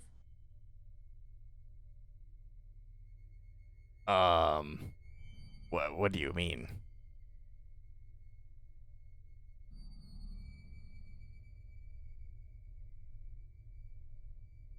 Saying I have nothing more to contribute. This is Lena saying she's checking out of the situation. Yeah, basically. Okay. She's trying to tell you in a coded way that she has appeared to be useless, and it'd be really weird if she suddenly came forward with a bunch of details. Okay. How close are the guards? They're on the other side of the door.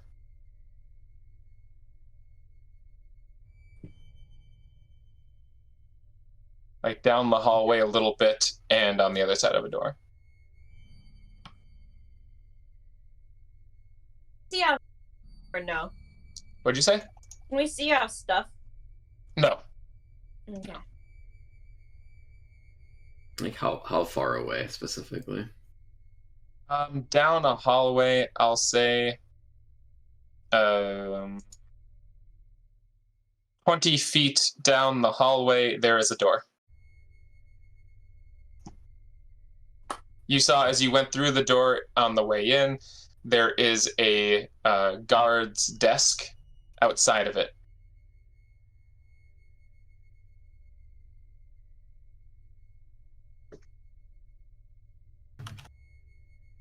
Okay, hold on. I'm gonna message you. Okay.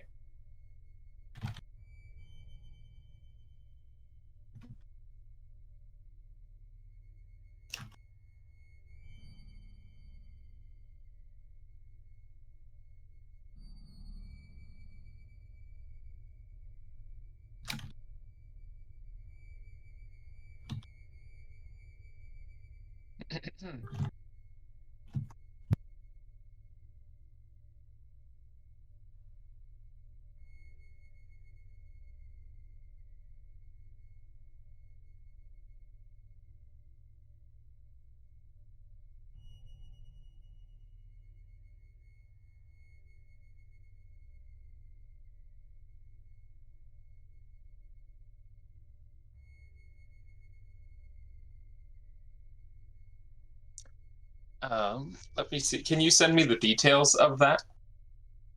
Actually, I can try to find it too.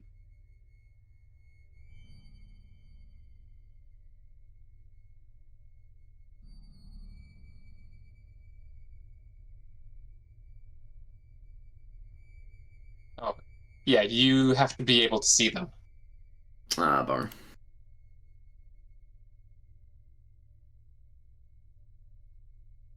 It's a neat idea, though.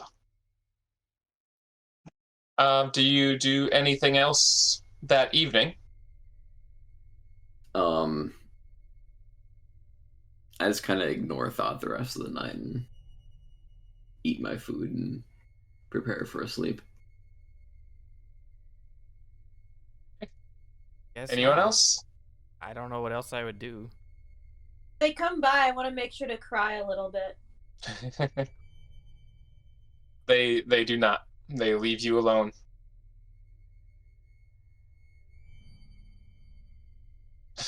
Thought is being sad and praying in a sad way.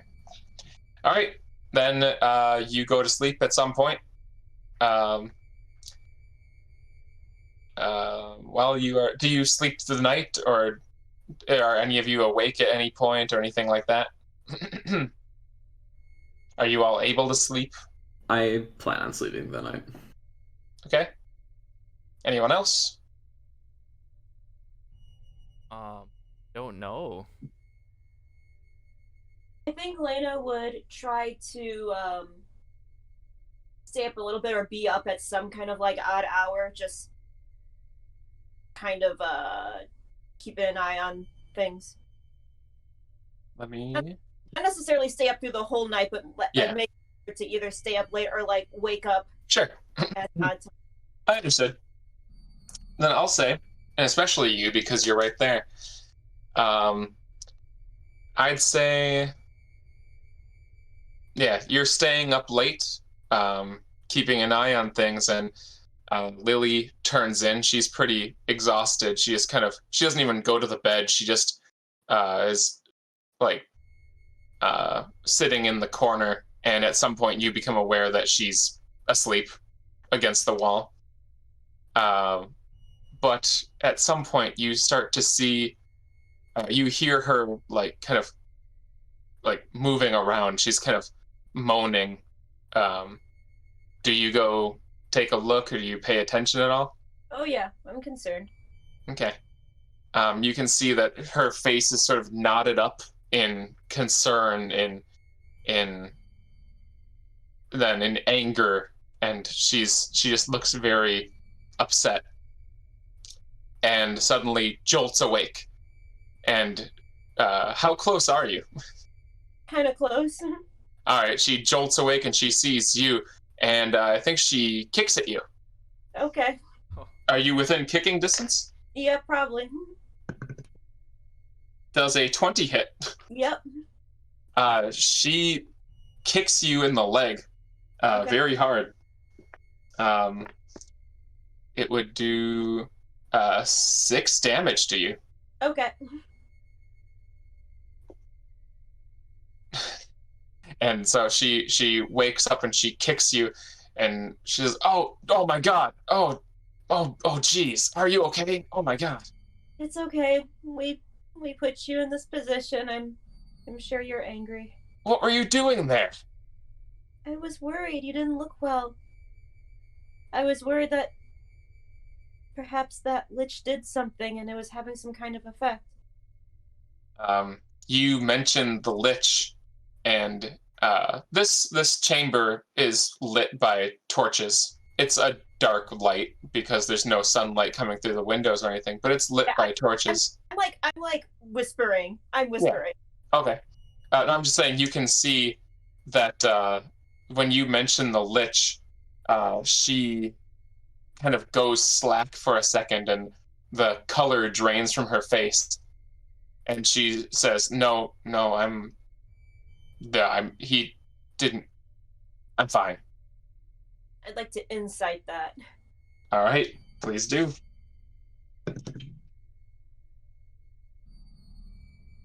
Oh man.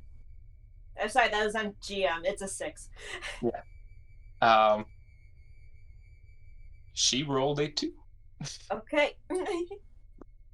She's not okay. I'd say that she's not just okay, it's something different. Or she's not just not okay. It's something else. I'll kind of like get down next to her and kind of whisper like, Are you able to tell me? What? Sometimes with magical effects, sometimes I've heard of stories of them rendering people unable to do or say certain things. What? No, I can say whatever the hell I want. Okay? Because you don't look well, and I'm worried about you. And I'm worried that we are responsible for it. Worried that Lily is responsible for what? No, I'm worried that we are responsible. Oh, okay. I'm worried that we're responsible for whatever you're feeling right now. Roll a persuasion check.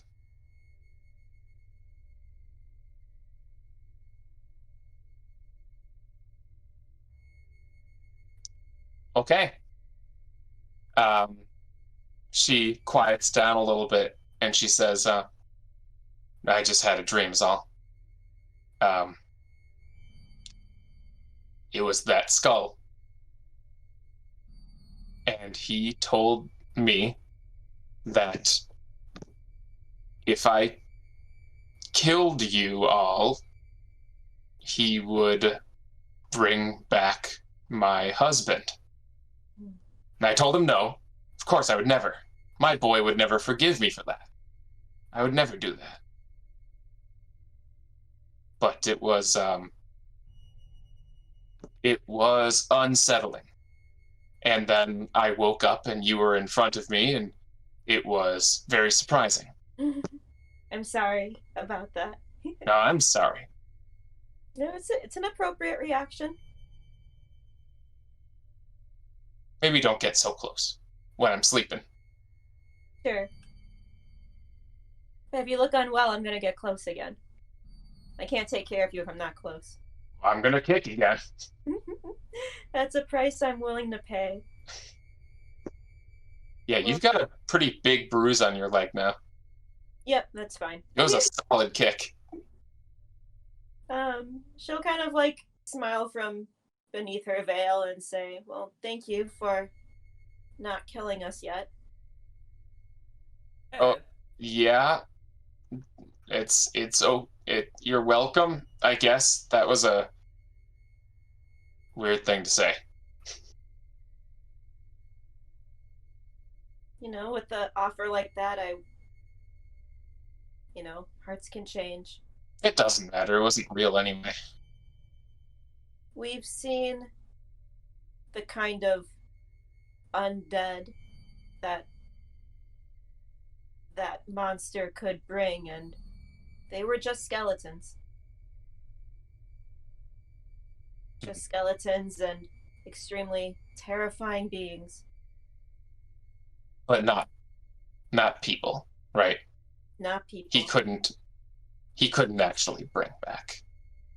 They used to be people, but they were no longer people. Yeah, I thought so. Okay. Don't worry, we're good. We're good. And she slaps you on the back. Hard. Good. She smiles. If you ever have any doubts, you can talk to me about it. Yeah. He's very. Yeah, I think I know. He's very powerful, but his intentions are not good. So keep that in mind. Oh, I can tell. Sorry about your husband. Yeah. He's a good guy. Really does seem like it. You're good too.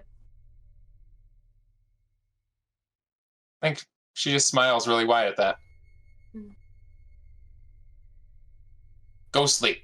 Sleep off that leg. Sure. You go to sleep?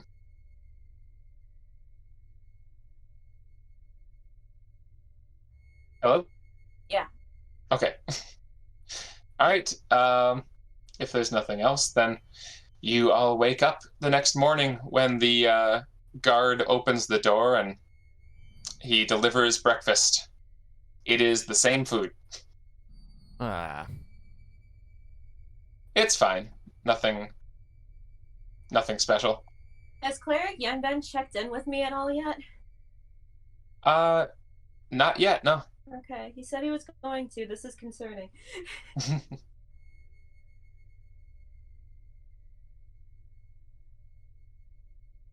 He's gonna be dead now because I said his name. Oh no. So, do you do anything on this day, specifically in the morning? Other than what I usually do, not really. Okay. I don't know what to do. I'm stuck in a box. Bear with me for a bit. We're getting close to where I think is a good place to end. Nephmir isn't much more help either. He is equally as lost. Okay. When they bring in your midday food, Captain Digger Mosby comes in as well. And he says, so, wouldn't you know it?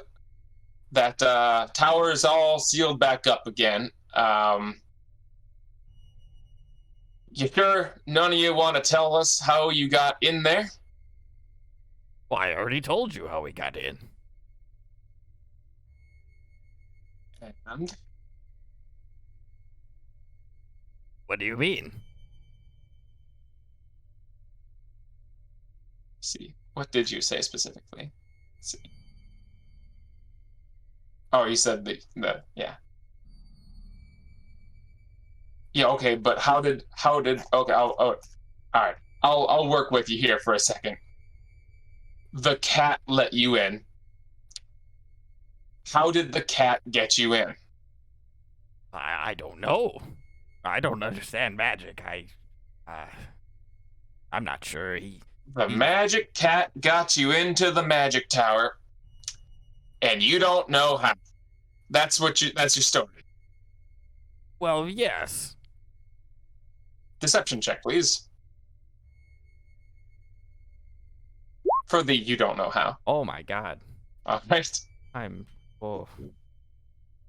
He sighs deeply and he looks at the rest of you and says, so are you all gonna stick with that story? The magic cat?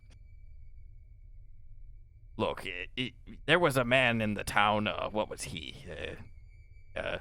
A leather worker or something? What? Does anyone remember?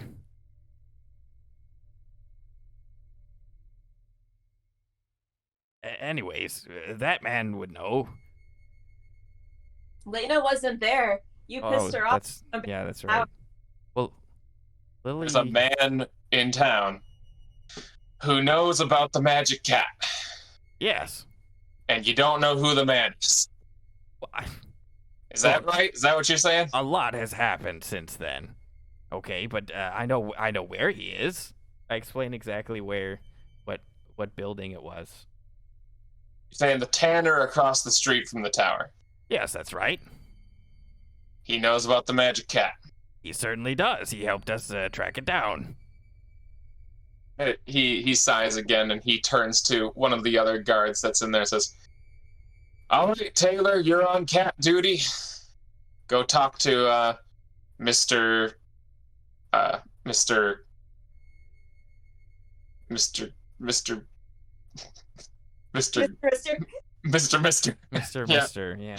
You go talk to Mr. the Tanner and ask what he knows about a magic cat. It's a mage's tower. Is it really that hard to believe that there was a magic cat that came out of it? It's a magic cat that opened the magic door. Yeah, okay. But you don't know how. If you can tell me how the magic cat opened up the magic door, this will all go a lot easier. Well, I don't know. I don't understand magic. It's a strange thing. Go find Mr. Mister.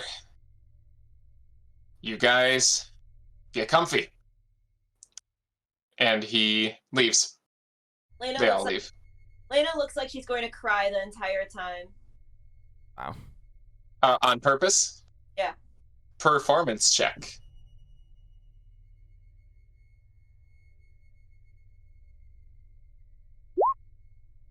Holy shit. You actually cry. As he starts to leave, he takes a second look at you and sees you crying, and he stops and he says, just hold on there, girl. We'll get you out of this eventually. We just gotta make sure that you're not in with, the wrong elements, What's that supposed to mean? What do you think it means, Mr. Magic Cat? Do you really not understand what kind of crazy things wizards can do? No, I do not, because for the last several years, that wizard tower has been closed and locked, and no one can get in. And then you all walk into town on the same day, walk into the mage's town. That's why I'm having a little trouble here.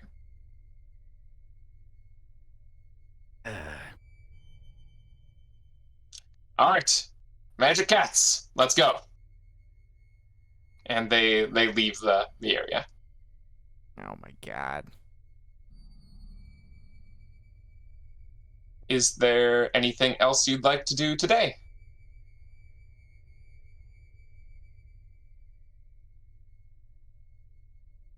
I don't know. Anything specific, or are you just hanging out? Lena's like extremely scared to cast anything because she doesn't have her focus. Yeah, that She wants that would be back. bad. We could explode. Could all die. Yeah. We literally could. You literally could. We literally could. Literally could. Can't Nephmir do magic though? Because his is not related to. You need a focus of some kind. I guess, We yeah. can't really do anything else. Yeah, Alright. Like what component. what do I use to cast my magic, really? You've mentioned your materials pouch, which is fine. I do draw from that, it's true. So the materials pouch or the focus would replace materials that don't have a money value. Anything that is verbal or hand gestures could still be done. Right? Yes. Yeah. Which means that your awakened mind and whatnot, you can do that. You just need to be able to see the things. Right. Yeah, Right. I got nothing. I don't know. All right, then I'm just going to take us down to the following night. Do you go to sleep? Yes? A whole night to talk to a tanner? City guards, what are you going to do? Oh my god. Okay. Lena's gonna stay up a little late and make sure that Lily falls asleep okay. Right. I mean, Lily passes out. And stays asleep. No. Okay. She starts tossing and turning. What do you do? I'm gonna try to wake her up. All right. How do you do that? I'm gonna go over by her again and try to shake her awake. All right. You touch her, and she's cold.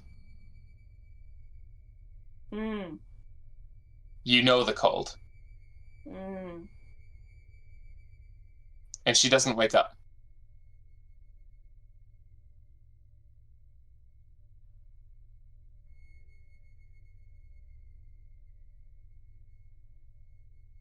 Cast What magic do you do? missile. What do you do? I'm going to kind of try to slap her awake. And if that doesn't work, I don't know, like try to like if her hand's cold, try to like warm up her hand. Like I don't have anything that I could like I don't have clever I can do, so just Yep. physical stuff. All right. You try to slap her awake, and she jolts up, and she leaps up onto her feet, and she grabs you, and she lifts you into the air, and she looks angry and scared. And she realizes who she's holding, and she drops you, and she starts to shake.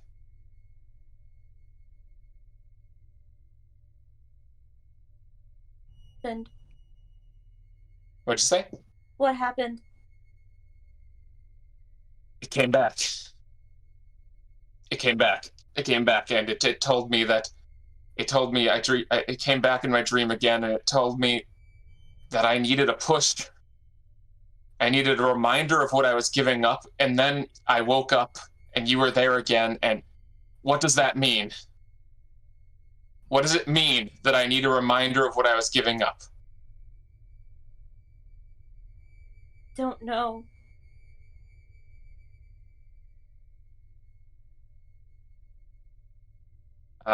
Let's see. I think both of you who are awake hear the sound. And I think, Nephmir, you have a passive perception of 16, right? I believe so. Yes, I do. Okay. You all, I guess everyone but Thott, hears a crash and a thud from outside the door.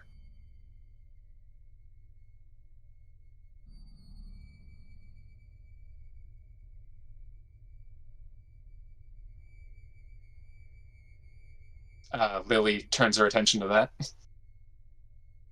It's not good. There is a jangling sound of keys, and the door opens. Which door? The door out of the holding cell area where the thud was. The door opens, and a young, thin, blonde man enters the hallway. And you recognize him immediately. You saw him 2 days ago in a vision. This is Aaron. And that's where we'll stop. Man, this is too scary. It's very spooky. Is it spooky? It is. Pretty spooky. Good. I'm glad.